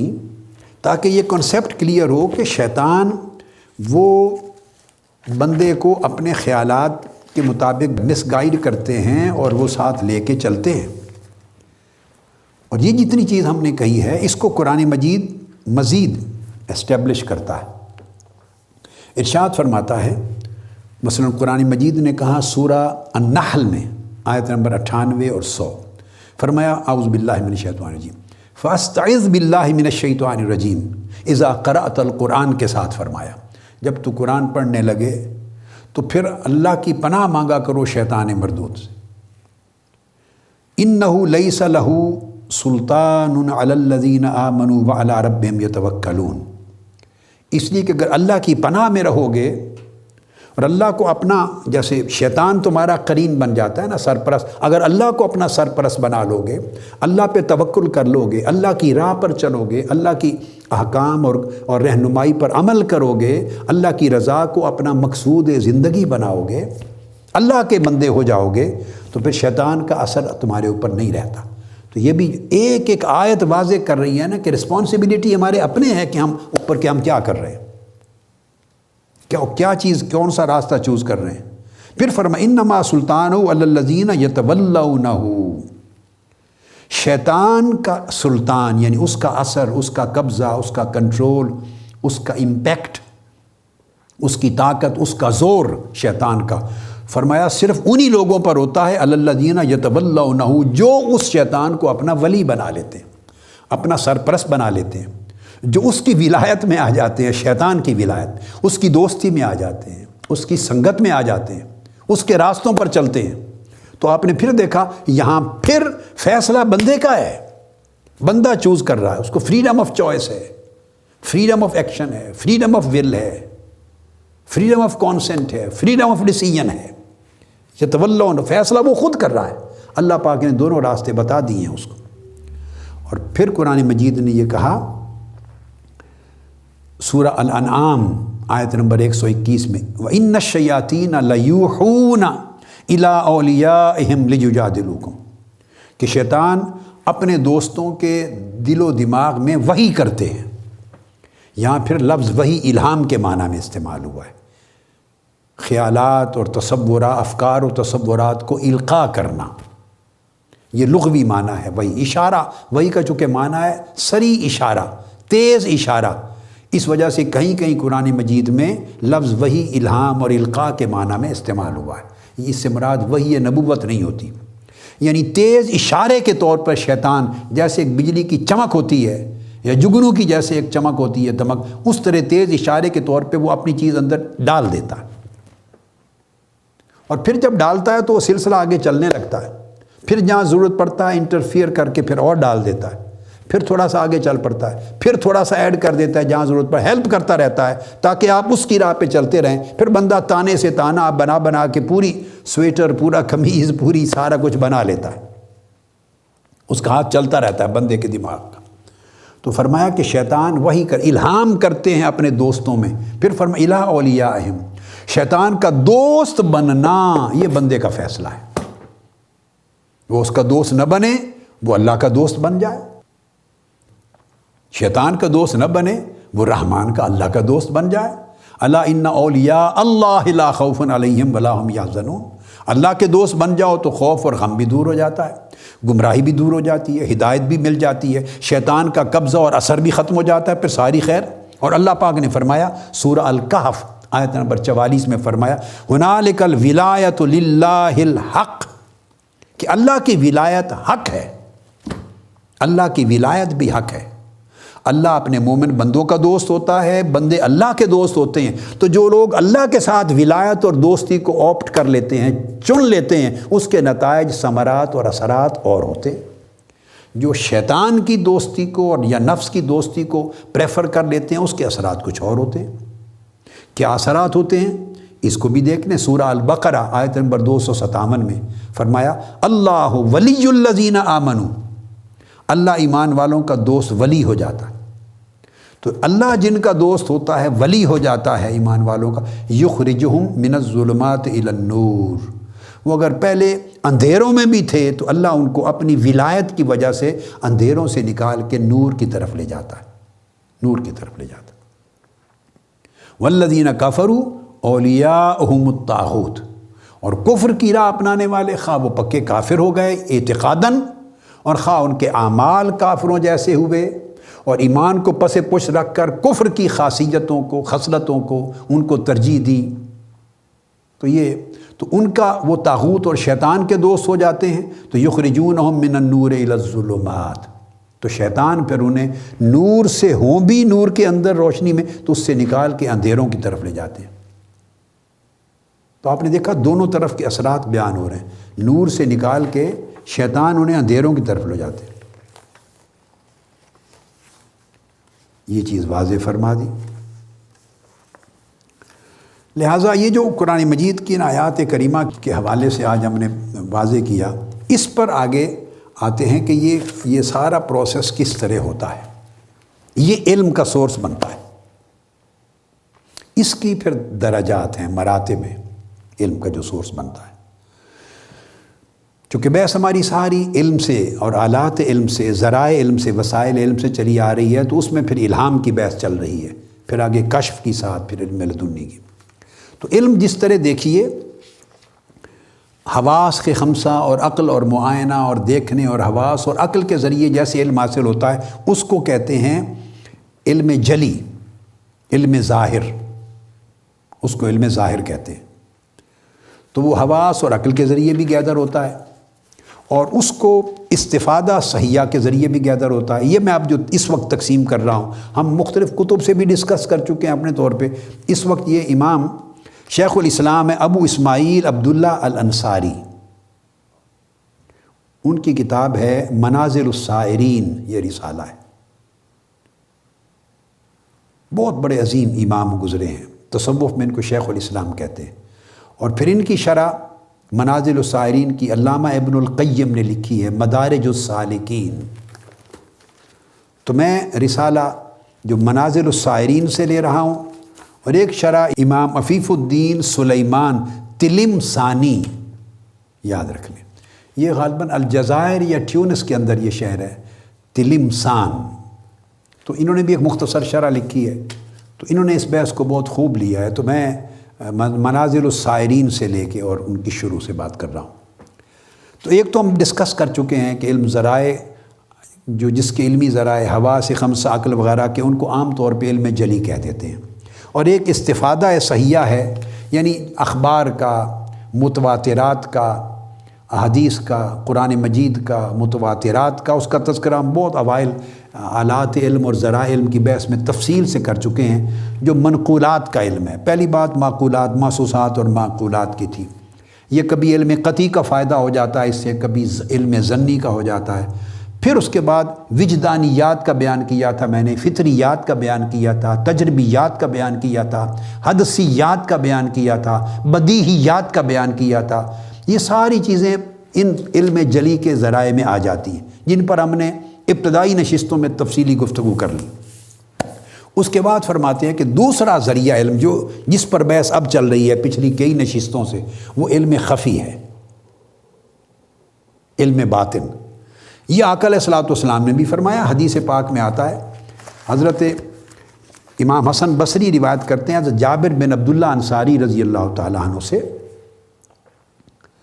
اور اسناد حسن کے ساتھ اس کو ائمہ نے روایت کیا ہے۔ خطیب بغدادی نے بھی اسناد حسن کے ساتھ، اور امام ابن عبد البر نے بھی مرسلاً اسناد صحیح کے ساتھ روایت کیا ہے۔ امام ذکی الدین المنذری نے اور امام زین الدین العراقی نے، دونوں نے ان کی اسناد کو حسن قرار دیا ہے۔ اور پھر اس کو امام ابو نعیم نے بھی روایت کیا، امام دیلمی نے بھی مسند میں روایت کیا، امام ابن ابی شیبہ نے بھی روایت کیا۔ تو یہ اسناد صحیح کے ساتھ بھی ہے، اسناد حسن کے ساتھ بھی ہے، بہر صورت مقبول ہے یہ حدیث۔ آقا علیہ السلام نے فرمایا العلم علمان، اس کی بحث ہم کر رہے ہیں اس رسالہ منازل السائرین کے حوالے سے، اور یہ بنیاد ہے آقا علیہ السلام کی حدیث پاک۔ فرمایا علم کی دو قسمیں ہیں، العلم علمان، کون کون سی؟ فعلم ثابت فی القلب، فرمایا ایک علم وہ ہے جو دل کی زمین سے اگتا ہے، دل سے جنم لیتا ہے، دل کی زمین سے جنم لیتا ہے. دیکھا حواس اور عقل سے جنم نہیں لیا، اس کا محل علم باطن کا قلب ہے. فذالک العلم النافع، فرمایا یہی علم اصل میں نفع دیتا ہے انسان کو. علم باطن بھی کہتے ہیں، علم بالقلب. اور دوسرا فرمایا وعلم فی اللسان، دوسرا زبان سے جنم لیتا ہے، ہماری گفتگو، مقال، قول سارا. فذاک حجت اللہ علی عبادہ یا علی ابن آدم، مگر یہ علم جو زبان سے بیان ہوتا ہے یہ بنی آدم پر، انسانوں پر حجت ہے. جیسے فرائض ہیں، نماز کے واجبات ہیں، سنن ہیں، مباحات ہیں، مکروہات ہیں، محرمات ہیں، اخلاق ہیں، آداب ہیں، جتنے فرائض ہماری عام ظاہری زندگی کو سنوارنے کے لیے، وہ علم ہے جو زبان سے جنم لیتا ہے یا قلم سے جنم لیتا ہے. اور ایک علم وہ ہے جس کا چشمہ دل سے پھوٹتا ہے، نہ کتاب سے، نہ قلم سے، نہ زبان سے. فرمایا حقیقت میں وہ علم نافع ہے، نفع وہ علم دیتا ہے. اس لیے ائمہ دین، بزرگان دین، انہوں نے علم قلب اور علم لسان کو جمع کیا. ہمیشہ ہدایت تبھی ملتی ہے جب علم قلب اور علم لسان دونوں علم جمع ہوں. اور اس کے اوپر ہم قرآن مجید کی کافی آیات کا پورے اس تصور پر ذکر کر چکے ہیں. یہی جسے رسالہ منازل السائرین اور مدارج السالکین کے ایک حوالے سے آگے بڑھنے لگے ہیں، یہی آقا علیہ السلام نے فرمایا. امام حسن بصری سے مرسلاً روایت ہے، اور یہ حدیث بھی اسناد صحیح کے ساتھ ہے. اس کو امام ابو یعلا نے روایت کیا، امام بزار نے، امام طبرانی نے، امام حسن بصری سے بھی اسناد صحیح کے ساتھ، اور امام حضرت عبداللہ ابن مسعود رضی اللہ تعالیٰ عنہ سے بھی رجال ثقہ کے ساتھ اس کو روایت کی حدیث کو. آقا علیہ السلام نے فرمایا انزل القرآن علی 7 احرف، قرآن مجید 7 مختلف حروف یعنی قراءات میں نازل کیا گیا. لکل آیت منہا ظاہر و باطن، ہر ایک آیت کا ایک ظاہر ہے اور ایک باطن. اور امام حسن بصری کی جو روایت جو پہلے بیان کی اسناد صحیح کے ساتھ، اس نے فرمایا لکل آیت ظاہر و باطن ولکل حرف حد ولکل حد مطلع. قرآن مجید کی ہر آیت کے ہر حرف کا ایک ظاہر ہے اور ایک باطن ہے. یہ دوسرا مضمون ہے. وہاں تھا 7 حروف یا 7 قراءتوں میں نازل کیا گیا اور ہر ایک کا ایک ظاہر و باطن ہے. اور یہ دوسری حدیث ڈیفرنٹ معنی، اس میں اور اضافی فرمایا قرآن مجید کی ہر آیت کا ایک معنی ظاہری ہے، ایک معنی باطنی ہے. اور فرمایا پھر ہر حرف کا ایک حد ہے جہاں سے ابتدا ہوتی ہے. وَلِكُلِّ حَدٍ مَطْلَعٌ، اور ہر حد کی کا ایک مطلع ہے جہاں پر انتہا ہوتی ہے. یعنی فرمایا کہ ہر آیت کے ظاہری معانی بھی ہیں جو علماء ظاہر جانتے ہیں، پھر ہر آیت کے باطنی معانی بھی ہیں جو علماء باطن جانتے ہیں. جس علم باطن کی بحث پچھلی کئی نشستوں سے چل رہی ہے کہ وہ کس کس سورس سے آتا ہے، جن میں سے ایک سورس میں نے آپ کو بتایا الہام چل رہا ہے، کشف ہے، علم لدنی وغیرہ. اور فرمایا کہ ہر علم باطن کے اندر ہر حرف کا ایک حد ہے، ایک ابتدا ہے، اور ایک اس کا مطلع ہے جہاں وہ جا کے ظاہر ہوتا ہے، ابھرتا ہے، وہ اس کی انتہا ہے. تو گویا اس میں مبتدی بھی ہیں، اس میں منتہی بھی ہیں. پھر عبداللہ ابن مسعود رضی اللہ تعالیٰ عنہ سے کی روایت ہے، امام ابو نعیم نے اس کو روایت کیا، اور وہ فرماتے ہیں کہ ان علی ابن ابی طالب عنده منہ علم الظاہر والباطن، کہ صحابہ کرام میں حضرت علی رضی اللہ تعالیٰ عنہ کو یہ خاص شان عطا کی آقا علیہ السلام کے فیض نے کہ آیات کے اور قرآن مجید کے تمام علوم ظاہرہ اور علوم باطنہ حضرت علی کے قلب میں اللہ پاک نے جمع کر دیے تھے. یہ اس میں جمع ہو گیا. یہ جو چیز ہے جس کو یہ بیان کیا، یہ علم، اس کو آگے ہم علم لدنی کے حوالے سے آئیں گے، اس کو بیان کریں گے، مگر ہم چونکہ بات کر رہے تھے ابھی الہام کی کر لیں، پھر آگے علم لدنی اور کشف پر آتے ہیں تو یہ گفتگو ہوگی آگے. پہلے پروسیس میں کر لوں تو میں نے صرف اس کو تائیداً یہ حدیث بیان کر دی. تو علم خفی سے پہلے ہم علم جلی، علم ظاہر کی بات کر چکے، یہی حدیث پاک سے ثابت ہوا. حضرت سیدنا ابو ہریرہ رضی اللہ تعالیٰ عنہ سے بھی مروی ہے، صحیح بخاری میں آپ فرماتے حفظت من رسول اللہ وعین، یہ صحیح بخاری کی حدیث کہ میں نے رسول پاک صلی اللہ علیہ وسلم سے 2 طرح کے علم سیکھے، یعنی 2 طرح کے فہم حاصل کیے، یعنی جو کچھ آپ فرماتے ان میں سے 2 طرح کے فہم میں نے آقا علیہ السلام سے سیکھے اور حفظ کیے۔ 2 طرح کی باتیں کیا؟ فَأَمَّا أَحَدُهُمَا فَبَثَثْتُهُ، ان میں سے ایک جو علم ظاہر ہے یہ وہ ہے جو میں ہر وقت آپ کو بیان کر دیتا ہوں، یعنی احادیث کی شکل میں روایت کر دیتا ہوں، بیان کرتا رہتا ہوں عام و خاص کے لیے۔ فَأَمَّا الْآخَرُ فَلَوْ بَثَثْتُ لَقُطِعَ هَذَا الْبَلْعُومُ، اور ایک دوسرا علم ہے جو علم الباطن ہے، وہ ایسا ہے اگر میں ہر خاص و عام کو بیان کر دوں تو میری گردن ہی اڑا دی جائے۔ اس میں ایسے اسرار ہیں، ایسے غوامض ہیں، ایسے معارف ہیں، ایسے واقعات ہیں، ایسی اطلاعات ہیں جو آپ کی عقل کو سمجھ میں ہی نہ آئے یا کسی کو سوٹ نہ کریں وہ باتیں۔ تو یہ وجہ بنا کر یا یہ وجہ بنا کر تو میری گردن اڑا دی جائے، سو میں عوام کو نہیں بیان کرتا، اس کے لیے خاص مواقع چاہیے، خاص سامعین چاہیے۔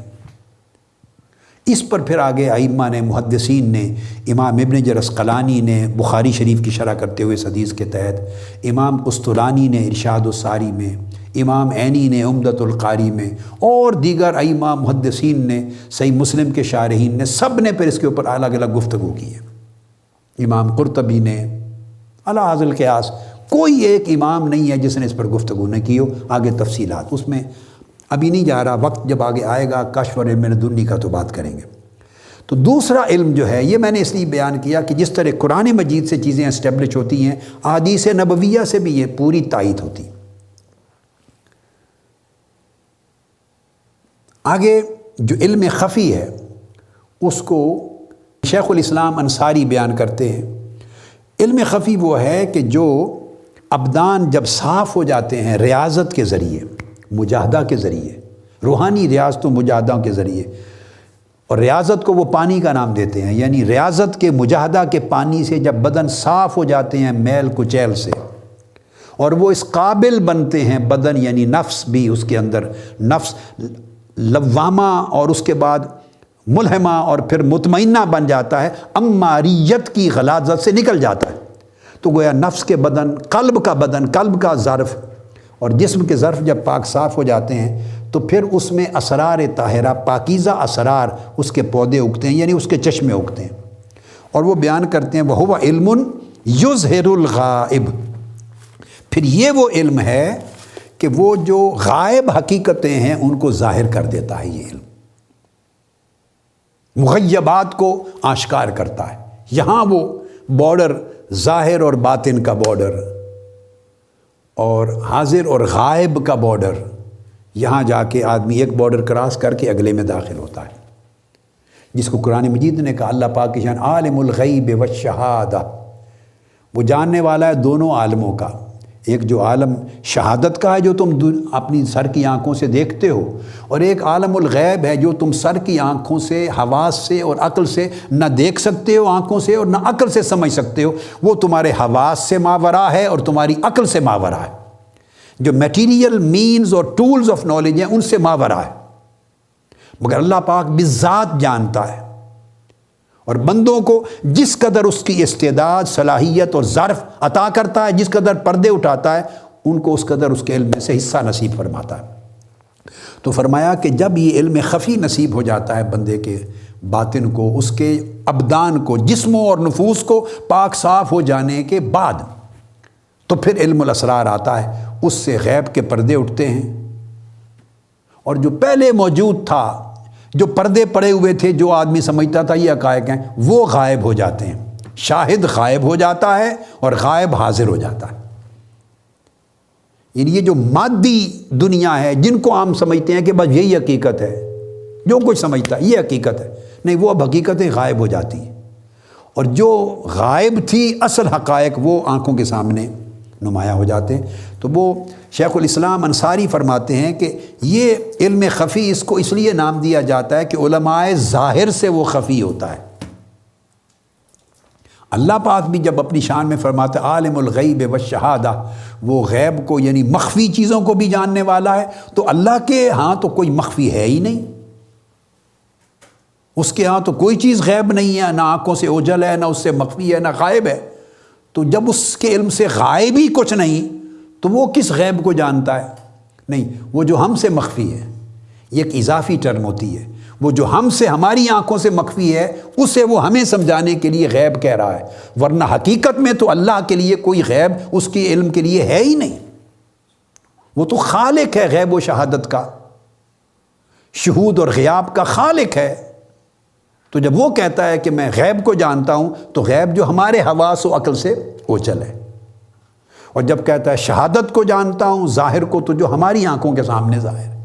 تو وہ دونوں لفظ غیب اور شاہد، غائب اور شاہد کا ذکر جب کرتا ہے تو ہماری نسبت سے کرتا ہے۔ تو یہی معنی ہے، علم خفی اس علم کو کہتے ہیں جو علماء ظاہر سے خفی ہے، جو حواس سے خفی ہے، اہل علم حواس سے اور اہل علم عقل سے، ان سے خفی ہے۔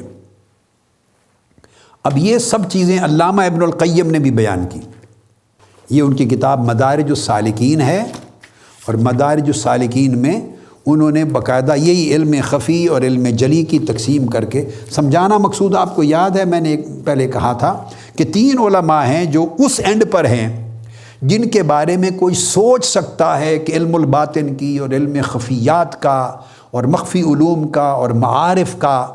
اور قلب کے چشموں کا اور الہامات کا اور کشف کا، مکاشفات کا اور مخاطبات کا اور علم لدنی کا اگر کوئی انکار علماء میں کر سکتا ہے، بالفرض کوئی سوچنا چاہے، تو وہ اس اینڈ پہ جو ایکسٹریم اینڈ پر جو علماء تصور ہوتے ہیں بڑے شدت جن کے مزاج میں ہے، تو ان کا نام آئے گا۔ اس میں نے علامہ شوکانی کو کوٹ کیا، علامہ ابن القیم کو کوٹ کیا، علامہ ابن تیمیہ کو کوٹ کیا۔ اب یہ وہ علامہ ابن تیمیہ یا علامہ ابن القیم سارے اس علم کو بیان کرتے ہیں، سارے، اور وہ اس کے قائل ہیں، اور وہ بھی بیان کرتے ہیں۔ انہوں نے اس کی شرح کرتے ہوئے انہوں نے کہا ہے کہ وہ علم خفی اور علم جلی، یہی چیزیں جو بیان کر رہا ہوں وہ ساری اور تفصیل کے ساتھ اس کو بیان کرتے ہیں۔ تو وہ کہتے ہیں کہ جب انسان طلب دنیا اور دنیا کے اشتغال اور دنیا کے علائق اور دنیا کے عوائق اور دنیا کی غلاظتیں اور کدورتیں، ان سے اپنے آپ کو نکالتا ہے اور قلب و باطن کو ستھرا کر لیتا ہے، تو پھر اس کا دل کا جو شیشہ ہے اس سے گرد و غبار ہٹنے لگ جاتی ہے،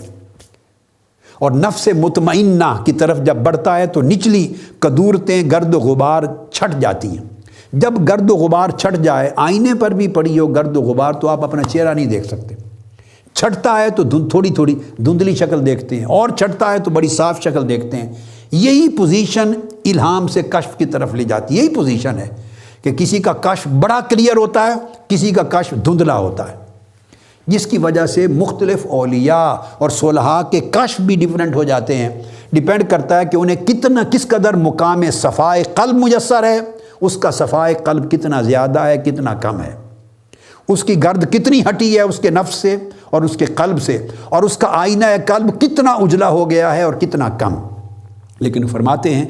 کہ شیخ الاسلام انصاری بھی اور علامہ ابن القیم بھی وہ کہتے ہیں کہ جب یہ جو قدورتیں ہیں یہ بالکل ہٹ جاتی ہیں آئینہ قلب سے، تو اس بندے کو علم عرفانی نصیب ہوتا ہے، علم عرفانی ظاہر ہو جاتا ہے۔ مگر اس کے لیے ابدان کا، جسموں کا پاک صاف ستھرا ہونا بڑا ضروری ہے، اور دلوں کا مصفہ ہونا بڑا ضروری ہے، اور انہوں نے اس چیز کے لیے اور شہوات سے پاک ہونا بڑا ضروری ہے۔ اس لیے قلب کو انہوں نے زمین کہا ہے، دل کو زمین کا نام دیا ہے، اور ریاضت اور مجاہدہ کو پانی کہا ہے۔ تو دل کی زمین کو اگر ریاضت اور مجاہدہ کا پانی ملے تو پھر کہتے ہیں کہ اس کے اندر پھر علم اور معرفت باطنی کی فصل اگ پڑتی ہے، اس کو زراعت کہا ہے۔ زراعت، ریاضت، مجاہدہ، جو مالی جو کام کرتا ہے اس کو پانی کا نام دیا ہے۔ قلب کو زمین کا نام دیا ہے، جو باطنی زمین ہے، اور اگر اس کی اچھی طریقے سے اس کی کلٹیویشن ہو تو اس میں جو زراعت، جو اگتے ہیں پودے، اس کو علم باطن اور معرفت کا نام دیا ہے۔ اور پھر اس کو وہ کہتے ہیں کہ یہ وہ لوگ ہیں جو اصحاب ہمم عالیہ ہیں، جن کی ہمتیں بلند ہیں۔ اور ہمم عالیہ کا مطلب کیا ہے؟ یہ قلبی نفسانی ریاضت اور مجاہدہ کے ساتھ اور قلب کی صفا کے ساتھ یہ چیزیں تب مینٹین ہوتی ہیں اور اجلا پن اور بڑھتا ہے کہ ان کی ہمتیں عالی ہوں۔ ہمتوں سے مراد ارادے اور قصد، اور ان کی توجہ کی سمتیں بلند ہوں، یہ مراد ہے ہمتوں سے۔ اور وہ بلند ہونے سے کیا مراد ہے کہ پھر یہ وہ لوگ تب ہوتا ہے کہ وہ اللہ تعالیٰ کی بندگی کریں، عبادت کریں، ریاضت کریں، جتنا بھی کریں اللہ تعالیٰ کی محبت میں کریں، نہ جنت کی رغبت میں کریں نہ دوزخ کی رغبت میں کریں، نہ دوزخ کے خوف سے کریں ریاضات اور مجاہدات، نہ جنت کے شوق میں کریں۔ دوزخ سے تو بچیں گے اگر بچنے والی راہ اختیار کی، جنت بھی ملے گی اگر اس نیکی کی راہ اختیار کی، مگر ان کے قصد میں، ارادے میں، ان کی توجہ میں، ان کی سوچ اور خواہش کی سمت میں کہیں بھی نہ دوزخ کا ڈر نظر آئے نہ جنت کا شوق اور رغبت نظر آئے۔ جو لوگ جنت اور دوزخ کے خیال سے ماورا ہو کر صرف اللہ کی محبت میں عبادت اور ریاضت اور مجاہدہ کرتے ہیں تو گویا ان کے ارادے بلند ہو گئے ہیں، دوزخ کے خیالات سے بھی اور جنت کی توجہات سے بھی، چونکہ ارادے بلند ہو گئے ہیں، اس لیے اولیاء ان کو اصحاب الہمم العالیہ کہتے ہیں کہ یہ بلند ارادوں والے ہیں، بلند ہمتوں والے ہیں، ان کی ہمتیں بلند ہیں وہ ان تمام چیزوں سے۔ جب یہ کیفیت ہو تو اس شخص کو ان کیفیتوں کے ساتھ پھر درجہ اسما، یعنی اس کو سمع سالم مل جاتی ہے۔ اللہ پاک اس کو قلب میں کان عطا کرتا ہے جس کے ذریعے وہ بندہ پھر سننے لگتا ہے۔ ان کو شیخ الاسلام انصاری نے منازل السائرین میں الاسماء الساہیہ کا ٹرم یوز کی ہے، اور الاسماء الساہیہ سے مراد یہ ہے، یہ سمع القلوب ہے، دلوں کا سننا، دلوں کے کانوں کے ذریعے سننا، اور الساہیہ سے مراد السالمہ من السمم، یعنی بہرے پن سے ان کے دلوں کے کان چھٹکارا پا جاتے ہیں، بہرے نہیں رہتے۔ جیسے سمن بکمن عمیٌ فہم لا یرجعون، وہ بہرے بھی ہیں، گونگے بھی ہیں، اندھے بھی ہیں۔ یہ بہرا گونگا اندھا ہونا آنکھ کان سے اور زبان سے ہے، جسمانی۔ اسی طرح قلب کے بھی لوگ بہرے گونگے اندھے ہوتے ہیں، اور اکثر لوگ قلب کے دلوں کے بہرے بھی ہیں، گونگے بھی ہیں، اندھے بھی ہیں، کہ ان کے دل نہ دیکھتے ہیں اللہ کے نور کو اور آخرت کی نعمتوں کو اور حقائق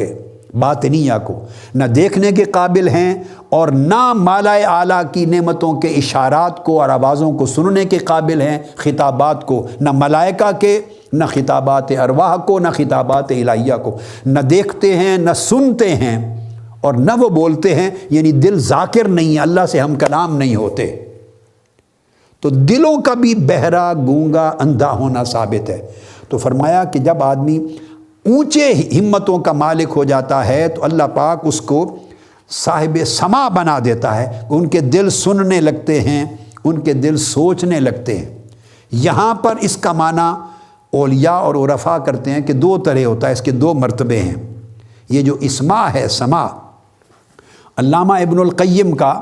تھوڑا سا میں اسی میں ایڈ کر دوں، ابن القیم اس مقام پر اسما کو بیان کرتے ہیں، یہی وضاحت کرتے ہوئے مرتبہ اسما کو بیان کرتے ہیں۔ وہ کہتے ہیں اعوذ باللہ من الشیطان الرجیم، سورہ الانفال میں آیت نمبر 23، لو علم اللہ فیہم خیرا لاسمعہم، اگر اللہ پاک ان کے اندر خیر دیکھتا، یعنی میں نے آپ کو شروع میں ہر بار کہا ہے، اگر برائی کا رجحان آپ خود اڈاپٹ کر لیں تو شیطان مسلط ہو جاتا ہے۔ اگر آپ خیر اور نیکی کا راستہ اڈاپٹ کر لیں خود اس کے برعکس، اور آپ اپنی چوائس کے ساتھ نیکی، تقوی، پرہیزگاری، ریاضت، مجاہدہ، تزکیہ نفس، صفائے قلب، حجابات کا اٹھانا، دلوں سے کدورتوں کا دور کرنا، گرد و غبار کو ہٹانا، اگر یہ راستہ اپنا لیں تو فرمایا اگر اللہ پاک ان کے اندر خیر کو دیکھتا کہ انہوں نے خیر کو اپنا لیا ہے، ریاضت کر لی ہے، ہمت اللہ کی رضا کی طرف چل پڑی ہے، اوپر نکل گئے، نفس کی کدورتوں سے نکل گئے، شیطانی اثرات سے نکل گئے، اگر ان کے اندر خیر اللہ پاک دیکھے لاسمعہم، تو اللہ ان کے دلوں کو سنانے لگ جاتا ہے، پھر اللہ ان کے دلوں کو سنا دیتا۔ اب آپ دیکھیے کیوں میں نے کہا ان کے دلوں کو سنا دیتا، اس لیے بھائی بندے میں خیر ہو یا شر ہو، کان تو یہ جو کان ہیں وہ تو ہر صورت سنتے ہی سنتے ہیں، کفار کے کان بھی سنتے ہیں، مومنین کے کان بھی سنتے ہیں، نیکوں کے کان بھی سنتے ہیں اور بدوں کے کان بھی سنتے ہیں۔ تو یہ کون سی بات ہوئی کہ کانوں کو سنا دیتا؟ کان تو سنتے ہیں لیکن یہ وہ سماع نہیں ہے ظاہری، یہ وہ سماع ہے، وہ سنانا ہے جس سنانے میں ماننا شامل ہو، جس سنانے میں ایمان شامل ہو، معرفت شامل ہو، اور جس میں آدمی آگے کی طرف بڑھے۔ فرمایا وہ شرط ہے اگر خیر دیکھتا ان کے، جن کے اندر اللہ پاک جن کے نفوس میں، طبائع میں، قلوب میں ریاضت اور مجاہدہ اور خیر دیکھ لے تو اللہ پاک انہیں سما عطا کر دیتا ہے۔ اسما، اس کو مرتبہ اسما کہتے ہیں۔ ان کے دل سننے والے دل بن جاتے ہیں۔ اور اس کو فرمایا وما یستوی الاعمی والبصیر، تو پھر اگر اس طرح اللہ پاک اس کے دل کو دیکھنے والا دل بنا دیتا ہے، اور ورنہ تو یہ آنکھیں تو ہر ایک کی ہیں جو دیکھتی ہیں، اور فرق یہ ہے کہ دل نہیں دیکھتے، تو فرمایا اس کے دلوں کو دیکھنے والا بنا دیتا ہے۔ تو فرمایا اندھا اور بصیر، دیکھنے والا اور نابینا ایک جیسے نہیں ہوتے۔ ولا الظلمات ولا النور، اندھیرا اور نور ایک جیسا نہیں ہوتا۔ ولا الظل ولا الحرور، سایہ اور دھوپ ایک جیسی نہیں ہوتی۔ وما یستوی الاحیاء ولا الاموات، جیسے زندہ اور مردہ ایک جیسے نہیں ہوتے۔ یہ سب مثالیں اللہ پاک نے دی ہیں۔ تو یہ مثالیں ان جسمانی کانوں اور آنکھوں کے لیے نہیں دیں۔ یہ زندگی اور موت کا فرق، یہ اندھیرے اور نور کا فرق، یہ زندگی اور موت کا فرق، یہ سائے اور سورج کا فرق، اور پھر یہ سارے فرق بیان کر کے کہنا کہ اندھے اور بینا کا فرق، بینا اور نابینا کا فرق۔ اس کا مطلب ہے اس سے مراد قلب کی بینائی ہے اور قلب کا نابینا ہونا ہے۔ تو اس کو فرمایا ان اللہ یسمع من یشاء۔ تو چنانچہ اگر یہ فرق سمجھ میں آ جائے، اب سمجھو اللہ جسے چاہتا ہے اس میں خیر دیکھے تو اس سے سننے والے قلب عطا کر دیتا ہے، اللہ تعالیٰ اسے سنا دیتا ہے۔ یہ اسماع القلوب ہے، علامہ ابن القیم نے بھی کہا۔ یہ صرف جو ظاہری سماع جو کانوں کا حصہ ہے اس سے مراد وہ نہیں ہے، یہ سماع القلوب ہے، سماع دلوں کا سننا ہے، اس کو اسماع کہا جاتا ہے۔ اس لیے اس کو کہا گیا بل یعنی فاولئک الذین طبع اللہ علی قلوبہم، وہ لوگ جن کے دلوں پر مہر لگی ہے وہ نہ سن سکتے ہیں نہ دیکھ سکتے ہیں۔ تو جب ان کی مہر ہٹ جاتی ہے، اس سے پہلے اگر مہر کی نوبت نہیں آئی، وہ تو نافرمانی کرتے کرتے کرتے کرتے دلوں پہ مہر لگا دیتے ہیں، ان کے اعمال لگا دیتے ہیں، ان کی بدکاریاں لگا دیتے ہیں، ان کی نافرمانی دلوں پہ مہر لگا دیتی ہے۔ مہر لگانے کا مطلب ہے کہ اب انہوں نے اپنے آپ کو اس مقام پر پہنچا دیا ہے لا یرجعون، کہ پلٹ کر اب خیر کی طرف نہیں آئیں گے۔ انہوں نے خود اس جگہ تک اپنے آپ کو پہنچا دیا۔ اس مقام تک پہنچ جانا یہ دلوں کی مہر کہلاتی ہے۔ اور اگر پلٹ کر بھی واپس نیکی کی طرف آ جانے کی گنجائش رہے تو اس کا مطلب ہے وہ مختوم القلب نہیں ہے، ابھی مہر نہیں لگی۔ یہ استعارہ کا لفظ ہے، استعارہ کا لفظ ہے کہ ابھی راستہ ہے، پلٹ سکتا ہے۔ تو فرمایا کہ اللہ رب العزت اس کو یہ قوت عطا کر دیتا ہے، اس کو اسماع کہا۔ یہ وہ بات کر رہے ہیں، اور فرمایا کہ اس کے دو مرتبے ہیں جو سمجھانا چاہتا ہوں، وہ یہ، ایک تو یہ کہ مرتبہ تنزل پر اور ایک مرتبہ عالیہ پر۔ نچلا درجہ یہ ہے، نچلا درجہ کہ اگر اللہ رب العزت سمع سالم عطا کر دے، سماع قلب عطا کر دے، اور قلب اس کا دیکھنے اور سننے والا ہو جائے، پردے اٹھ جائیں اور صفائی قلب نصیب ہو جائے، تو پھر اللہ رب العزت اس شخص کے فہم کو بھی وہ صلاحیت دے دیتا ہے کہ عام عقل اور دماغ میں جو چیز نہیں آتی تو صاحب قلب سلیم کو اس کے دماغ میں، فہم میں بھی وہ چیزیں اللہ پاک ڈالنے لگتا ہے، تو الہام اس کے علم میں شامل ہو جاتا ہے جو مدرکات میں نہیں آتی۔ اسی طرح جو چیز آنکھیں نہیں دیکھتی وہ آنکھیں دیکھنے لگ جاتی ہیں، سر کی آنکھیں۔ کان جو کچھ نہیں سن کے سمجھ پاتے وہ کچھ کان سننے لگ جاتے ہیں۔ یعنی یہ ہمارے حواس خمسہ اور مدرکات حسی کے اندر ہی اللہ پاک ایسی برکت ڈال دیتا ہے کہ یہی آنکھیں وہ کچھ دیکھتی ہیں جو عام آنکھیں نہیں دیکھتی، یہی کان وہ کچھ سنتے ہیں جو عام کان نہیں سنتے، یہی عقل اور دماغ وہ کچھ سوچتے سمجھ لیتے ہیں جو عام عقل اور دماغ نہیں سوچتی۔ گویا اللہ رب العزت اسی ادراک کی قوت میں اتنی برکت عطا کر دیتا ہے کہ وہ یعنی مدرکات حسی، عقل اور حواس خمسہ ہی اس کے اندر قوت فہم، قوت سماع بڑھ جاتی ہے۔ ایک شکل یہ ہے، یہ درجہ تنزل پر ہے کہ حواس خمسہ اور عقل کو اتنی برکت روحانی مل جاتی ہے، یعنی اللہ پاک شریک کر دیتا ہے روحانی برکت کو اس کے جسمانی ذرائع کے ساتھ۔ الہام کو، مالا اعلیٰ کی انوار کو اس کے جسمانی حواس و عقل کے ذرائع میں شامل کر دیتا ہے، یہ اشتراک ہو جاتا ہے، اور شامل کر کے انہی ذرائع میں اور برکت پڑ جاتی۔ کتاب ہر کوئی پڑھتا ہے، مگر ایسا صاحب سماع قلب اور قلب سلیم جب اس کتاب کو پڑھتا ہے تو اسے اس کتاب میں وہ کچھ نظر آ جاتا ہے، مل جاتا ہے جو عام دوسرے پڑھنے والے کو نہیں ملا تھا۔ غور ہر کوئی کرتا ہے، مگر یہ جب غور و فکر کرتا ہے تو اس کے اندر ایک الہامی دروازے، انوار مالا اعلیٰ کے دروازے شریک ہو جاتے ہیں، اس کے ساتھ شامل حال ہو جاتے ہیں، تو اس کے عقل میں وہ چیزیں آتی ہیں جو دوسرے کو نہیں آتی۔ تو یہ مرتبہ الہام کی ایک شکل ہے، الہام کی ایک شکل ہوتی ہے۔ یہ مرتبہ تنزل ہے، نچلا مرتبہ۔ ایک مرتبہ عالیہ ہے اسی الہام کے، اس علم کے خفی کا دوسرا، وہ مرتبہ عالیہ۔ اونچا مرتبہ کیا ہے؟ یہ تو تھا کہ وہ برکت عقل میں شامل کر دی گئی، وہ برکت حواس خمسہ اور ظاہری ذرائع میں برکت شامل کر دی گئی، یہ برکت ہے، اس کو کہتے ہیں برکت، مرتبہ تنزل پر۔ اور مرتبہ عالیہ کیا ہے؟ مرتبہ عالیہ یہ ہے کہ اس کے قلب کو خطاب ملتا ہے، اندر خطاب ملتا ہے، وہ چیزوں کو سنتا ہے، اور وہ ایک تجلی نورانی ملتی ہے، یہ مرتبہ عالیہ ہے، نورانی تجلیات کا ورود ہوتا ہے اس پر۔ یہاں میں نے ایک شروع میں جملہ بولا تھا کہ نورانی تجلیات کا ورود ہوتا ہے، اور پھر اس کی تعبیر کرتا ہے صاحب قلب سلیم، صاحب معرفت، صاحب علم الباطن، صاحب علم خفی، عارف، ولی اللہ، اس کی تعبیر کرتا ہے۔ اور وہ جو خطاب ہوتا ہے وہ خطاب تجلی حق کی صورت میں، تجلی ملکی، فرشتوں کی تجلی، یا مالا اعلیٰ کی تجلی، یا تجلی ربانی، آسمان کی تجلی، عالم ملکوت کی تجلی، کبھی عالم جبروت کی تجلی، کبھی عرش کی تجلی، کبھی کرسی کی تجلی، کبھی لوح کی تجلی، کبھی قلم کی تجلی، کبھی بارگاہ سمدیت کی تجلی۔ یہ تجلیات ہیں، مختلف مقامات سے آتی ہیں، تو وہ تجلی اترتی ہے قلب پر، اور وہ علم دے دیتی ہے، معارف دے دیتی ہے، فہم دے دیتی ہے، حقائق سے آگاہی دے دیتی ہے۔ یہاں پر تعبیر کرتے ہوئے بعض اوقات عارف کو بھی ایک مغالطہ لگ سکتا ہے، اگر اس کی صلاحیت تھوڑی کمزور ہے، مرتبہ میں تھوڑا ناقص ہے، کمزور ہے، تو وہ کیا کرتا ہے کہ اس تجلی کو اتنی واضح اور کیٹیگوریکل، کلیئر، سیلف ایویڈنٹ ہوتی ہے تجلی کہ وہ اس کو الفاظ کا خطاب سمجھ بیٹھتا ہے، وہ سمجھتا ہے شاید یہ بات کی گئی ہے مجھ سے۔ اس کو آپ خود بھی کبھی، اب میری اس بات سننے کے بعد اپنی پریکٹیکل لائف میں دیکھیں، آپ کو خود فیل ہوگا، کئی بار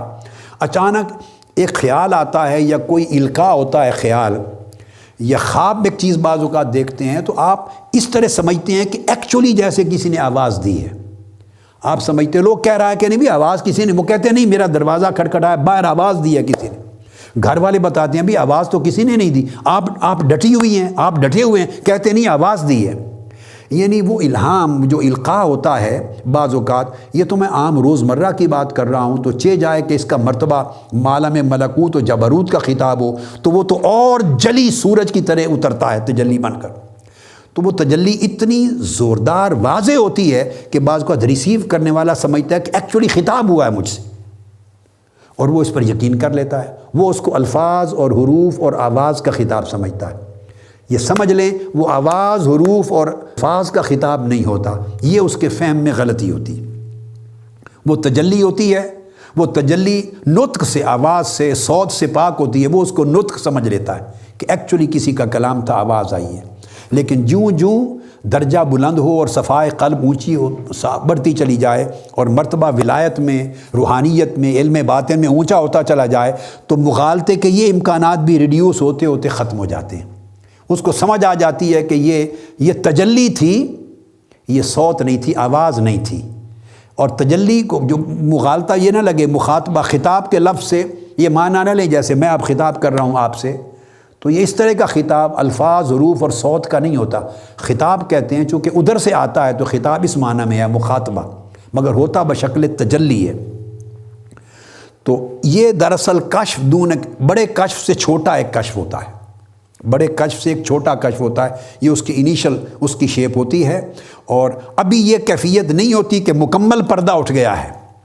ابھی پتلے پتلے ہلکے پردے ہوتے ہیں، کبھی ہلکے پردوں کے پیچھے نظر آ رہا ہے، کبھی مخاطبہ کی شکل میں سنائی دے رہا ہے۔ لہٰذا اس مقام پر اتنی بات ضرور ہے کہ اس کا بہرا پن ختم ہو گیا ہے،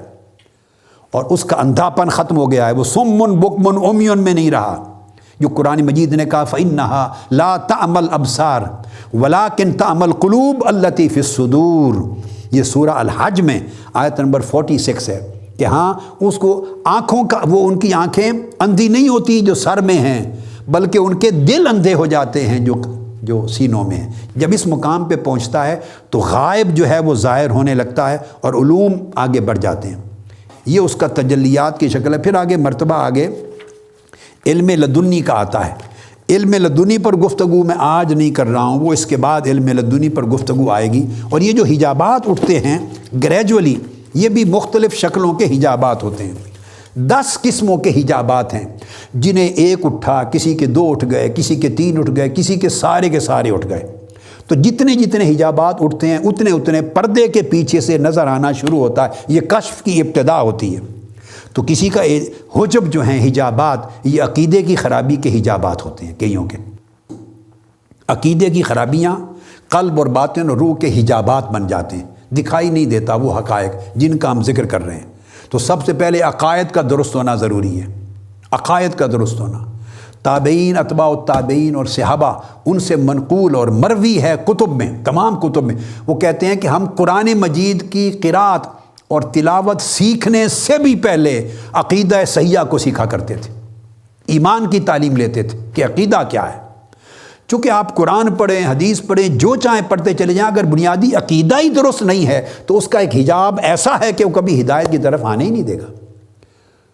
تو غلط عقائد وہ آج کل بہت پھیل گئے ہیں، اور غلط عقائد کوئی قرآن سے ہٹ کر نہیں دے گا آپ کو۔ بھئی جو مسلمان ہے غلط عقیدہ دینا چاہتا ہے تو قرآن ہی کو حوالہ دے گا نا۔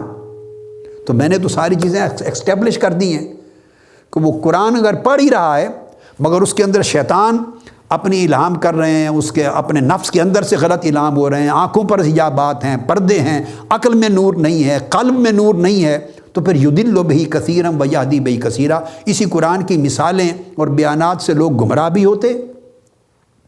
یہ اس کے دوسرا حجاب ہے، اس کو کہتے ہیں الحجب القولیہ۔ پہلا حجب العقیدہ، غلط باتوں کے،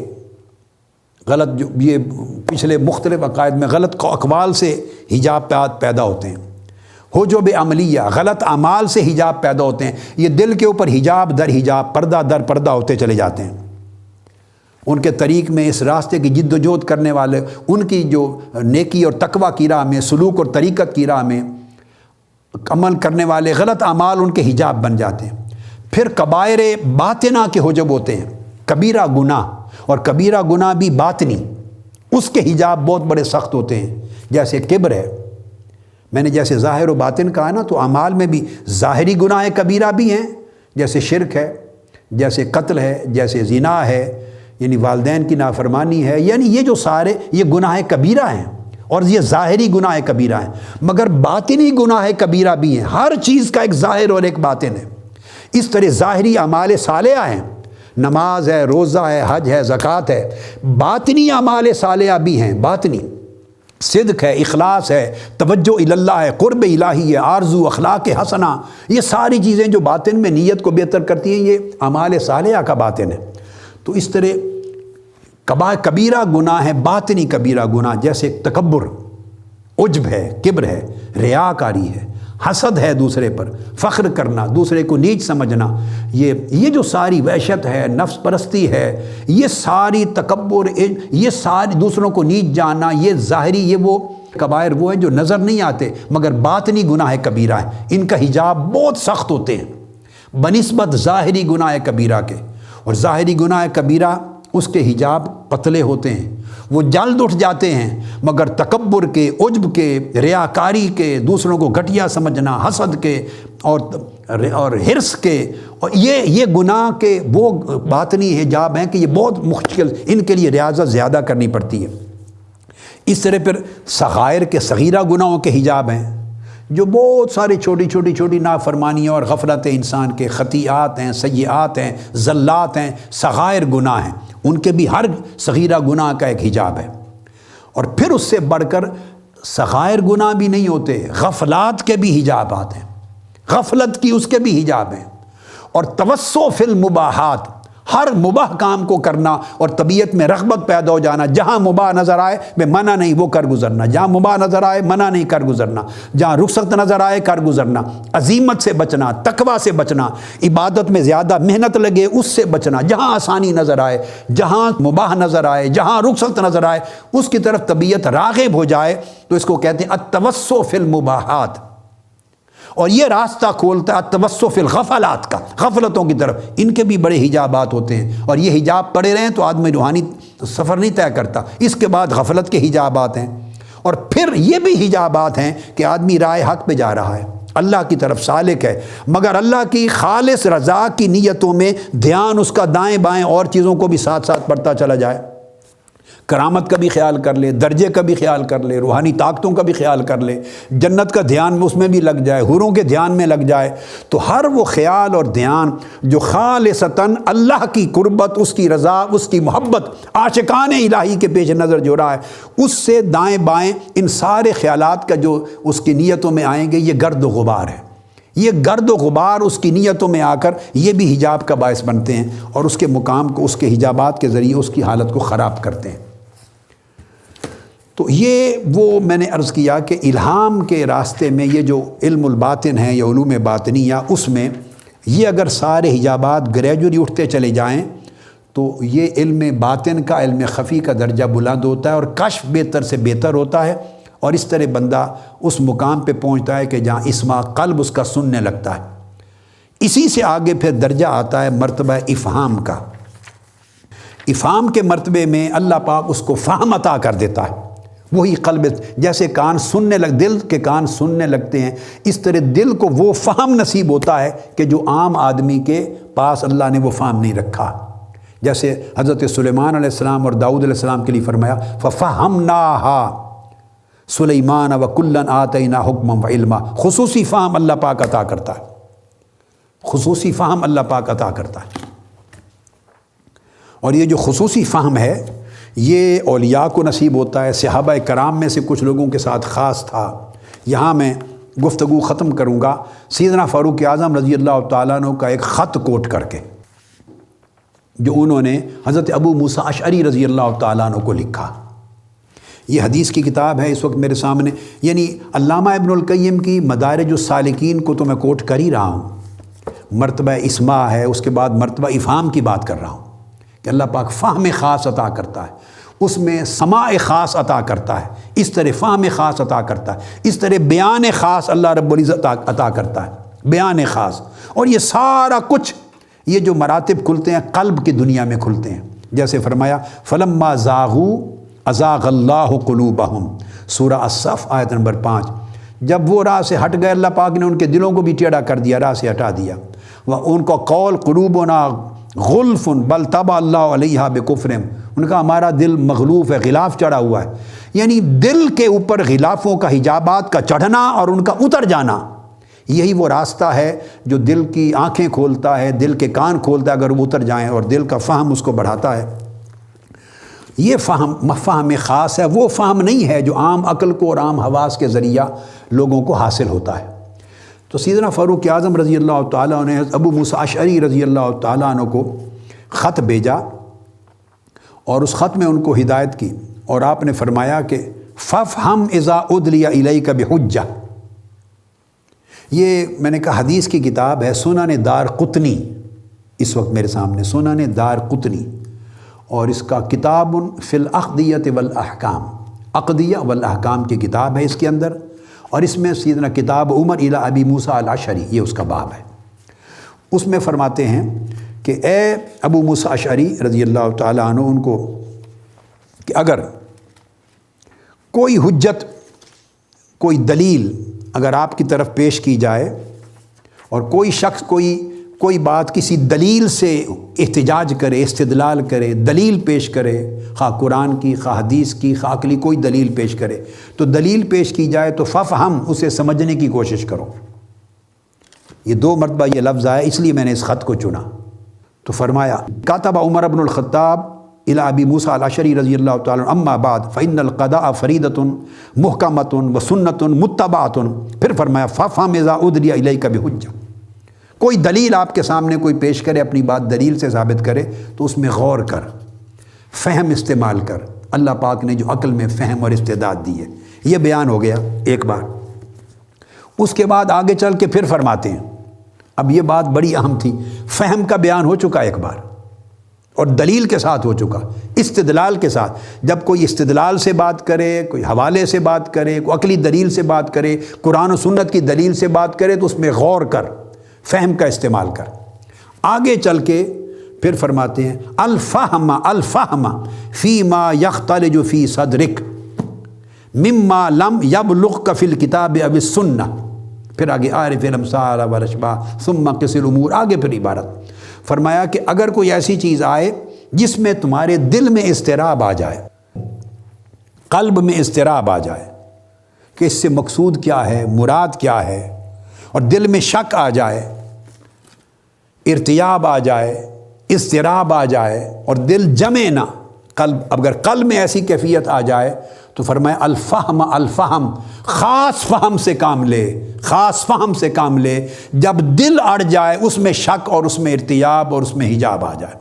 اور کسی نتیجے، پتہ چلا چونکہ اس خط میں دو مختلف مواقع پر الفہم کو بیان کر رہے ہیں، تو پہلے فہم جس کا تعلق دلیل ظاہری کے ساتھ تھا تو وہاں تو فہم عقلی کی بات تھی، فہم عقلی کی، عقل کے فہم سے کام لے۔ اور اب بات ہو رہی ہے فیما یختلج فی صدرک، اگر دل میں کوئی کھٹکا آ جائے، کوئی شک، کوئی ریب، کوئی ظن پیدا ہو جائے اور اطمینان قلب نہ ہو، تو اب یہ دوبارہ فہم استعمال ہوا ہے قلب کے حوالے سے، دل کے حوالے سے، تو وہ فہم عقلی تھا اور یہ فہم قلبی ہے۔ یہ وہ فہم قلبی ہے جو اللہ رب العزت کے الہام کی شکل میں بندے کو اس کشف قلبی کی شکل میں نصیب ہوتا ہے جس پر ہم آج کی نشست میں گفتگو کر چکے ہیں۔ تو فرمایا جب ایسی صورت آ جائے اور دل کسی چیز پہ جم نہ رہا ہو تو پھر اللہ پاک نے جو تمہیں عطا کیا ہے علم خفی، علم باطن، جس کے ذریعے دل کے اندر فہم کا دروازہ کھلتا ہے، الفہم الفہم، اس فہم خاص سے کام لے، یہ مرتبہ فہم ہے۔ تو یہ سیدنا فاروق اعظم رضی اللہ تعالیٰ عنہ گویا صحابہ کرام کو جن کو قاضی اور جج مقرر فرماتے تو ان کے لیے پھر یہ آپ ہدایات فرماتے۔ یہ بڑا خوبصورت خط ہے، بڑا جامع خط ہے، مگر میں نے صرف اس کا ریلیونٹ حصہ آپ کے لیے آج لیا ہے، مگر بہت علوم کا، معارف کا، ہدایات کا بھرا ہوا خط ہے، بہت ساری چیزیں اس میں سے ثابت ہوتی ہیں۔ تو معلوم یہ ہوا کہ یہ وہ اس فہم کی طرف اشارہ ہے۔ اب یہ جو قلب سے کھلتا ہے یہ عقل اور دماغ کے رستے سے نہیں آتا۔ اس کی ایک مثال اور دے دوں،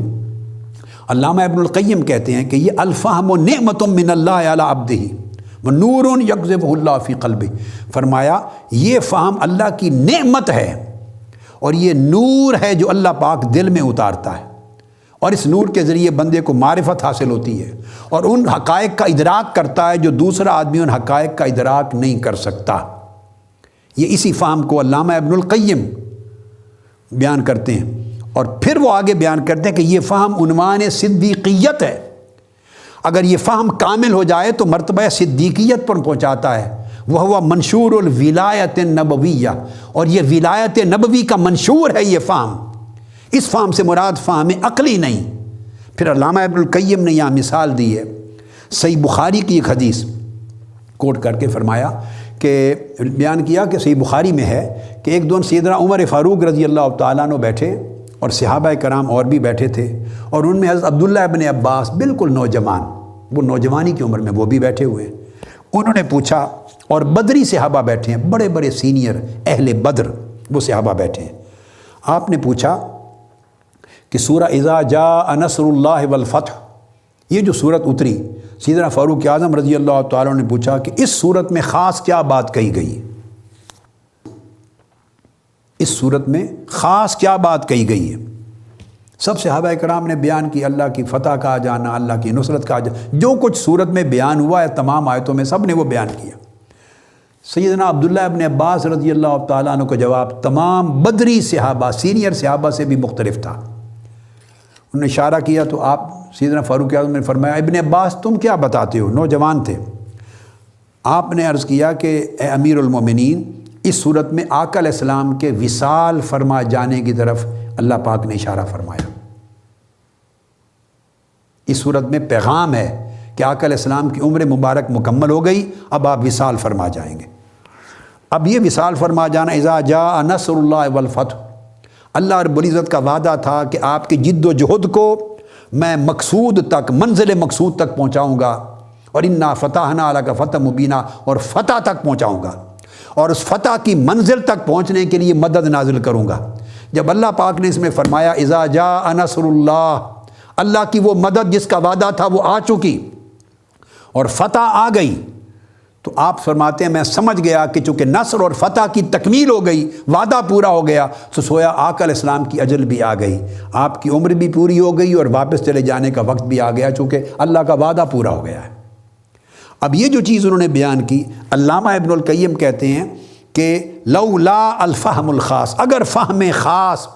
جس کا چشمہ قلب سے پھوٹتا ہے، الہام ربانی سے اور معرفت ربانی سے اور مالائے اعلیٰ سے اور عالم ملکوت و جبروت اور عالم لاہوت کے انوار و تجلیات سے کھلتا ہے، تجلی حق سے جس فہم کا دروازہ کھلتا ہے، فرمایا اگر اس کا معنی یہ نہ ہوتا تو بڑے جلیل اور قدر تجربہ کار صحابہ بیٹھے تھے، یہ جواب کوئی نہیں دے سکا، اور سورت کی کسی آیت میں یہ بات تو لکھی ہوئی نہیں ہے۔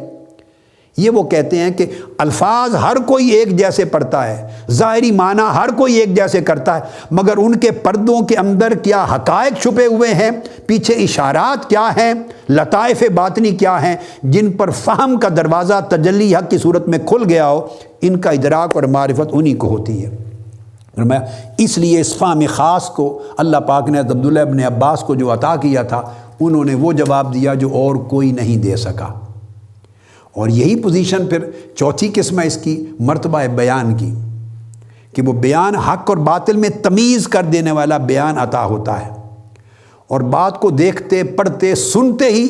صاحب فہم خاص، صاحب علم لدنی، صاحب علم باطن، صاحب علم خفی، مرتبہ ولایت پر حامل شخص وہ تمیز کر لیتا ہے، فرق کر لیتا ہے کہ یہ حق ہے، یہ باطل ہے، یہ درست ہے، یہ نادرست ہے۔ تو اللہ رب العزت انہیں، حالانکہ آیات ہر کوئی سنتا ہے، احادیث ہر کوئی سنتا ہے، کلام ہر کوئی سنتا ہے، کتاب ہر کوئی پڑھتا ہے، دلائل ہر کوئی رکھتا، سنتا، بیان کرتا ہے، مگر ان کے اندر اس بیان خاص صرف انہی کو نصیب ہوتا ہے جس کا ظاہری حواس کے اندر تجلی حق کا نور شامل ہو جائے، اور اگر وہ تجلی حق کا نور شامل ہو تو پھر اللہ رب العزت اس کے ظاہری حواس اور عقل کو بھی روشن کر دیتا ہے، اور اس کے قلوب کے ذریعے بھی چشمے علم اور معرفت کے کھول دیتا ہے۔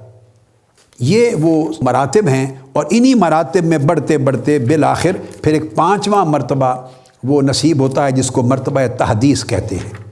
وہ پانچواں مرتبہ، وہ اس کو مرتبہ تحدیث کا نام دیا ہے، وہ نصیب ہوتا ہے۔ اور مرتبہ تحدیث سے مراد میں نے ذکر اشارتاً پہلے کیا تھا کہ آقا علیہ الصلوۃ والسلام نے فرمایا کہ پہلی امتوں میں محدث لوگ تھے، ایسے لوگ تھے جن سے ملائکہ ہم کلام ہوتے یا جن کی زبان سے ملائکہ بولا کرتے تھے، وہ بولتے تھے، دیکھنے میں بندے کی زبان تھی مگر ملائکہ بولتے تھے ان کی زبان سے۔ اور میری امت میں اگر ایک بھی محدث ہوا، مکلم ہوا تو عمر فاروق ہوگا۔ اس پر ہم اگلی نشست کو اس حدیث کے بیان اور وضاحت سے شروع کریں گے، اور آپ نے فرمایا کہ اس لیے فرمایا الحق ینطق علی لسان عمر، کہ خود خدا بھی عمر فاروق کی زبان سے بولتا ہے، یعنی ان کی زبان نطق بالحق ہوتی ہے، ملائکہ ان کی زبان سے بولتے ہیں۔ یہ وہ مقام تحدیث ہے کہ جہاں مخاطبہ ہوتا ہے، جس کا ذکر ہم کر چکے ہیں کہ وہ مخاطبے کا بعض اوقات معنی کوئی لے لیتا ہے کہ یہ الفاظ اور حروف کا مخاطبہ ہے، وہ تجلیات کا، مگر یہاں وہ تجلیات اتنی غالب ہو جاتی ہیں قلب پر کہ بے ساختہ کلام زبان سے نکلتا ہے، اور جب بے ساختہ کلام زبان سے نکلتا ہے بندہ اس کو گھڑتا نہیں ہے، اس کو وضع کرنے پر دیر نہیں لگاتا، بے ساختہ کلام صادر ہوتا چلا جاتا ہے، اور وہ کلام اس کی زبان سے جب اترتا ہے دراصل ملائکہ بول رہے ہوتے ہیں، وہ القاء ہو رہا تھا عالم ملکوت سے اور عالم جبروت سے، القاء ہوتا چلا جاتا ہے اور الفاظ و حروف کی شکل میں زبان سے ادا ہوتا چلا جاتا ہے، تو بندے کے قلب کا مالا اعلیٰ سے رشتہ جڑا ہوتا ہے، اور قلب کا اس کی زبان کے ساتھ تعلق جڑا ہوا ہوتا ہے۔ یہاں اس کی زبان عقل سے پوچھ کر الفاظ، معانی، مضامین اور مفاہیم کو گھڑ گھڑ کے بیان نہیں کر رہی ہوتی، دیکھنے میں پروسیس وہی ہوتا ہے، مگر وہ مضامین الہام ہو رہے ہوتے ہیں، وہ مضامین مالائے اعلیٰ سے اتر رہے ہوتے ہیں، وہ مضامین کبھی ملکوت سے، کبھی جبروت، کبھی لاہوت سے آ رہے ہوتے ہیں، وہ تجلیات ربانی کی صورت میں اس کے قلب پر وارد ہو رہے ہوتے ہیں، اور قلب پر وارد ہونے والی تجلیات الفاظ اور زبان اور کلمات کی شکل میں اس کی زبان سے ادا ہو رہی ہوتی ہیں۔ اگر یہ کیفیت ہو جائے تو اس کو محدث کہتے ہیں، یہ مرتبہ تحدیث ہے کہ اس کی زبان سے ملائکہ بولتے ہیں۔ اور اگر وہ الفاظ بن کر زبان سے نہیں نکلے، تجلی دل پر پڑی اور اس کی تعویل کی، تشریح کی، معنی سمجھ لیا، پھر وہ تجلی یا وہ مخاطبہ کا معنی رہا، اس کو تحدیث نہیں کہتے، پھر وہ مرتبہ الہام رہا۔ تو الہام ہی کا ایک اونچا درجہ مرتبہ تحدیث ہے کہ اگر قلب پر تجلی گری اور تجلیات وارد ہوئی اور ان تجلیات کی تعبیر کی، تعویل کی، تشریح کی، جیسے خواب کی آپ تعبیر کرتے ہیں، خواب کی بھی تعبیر ہوتی ہے،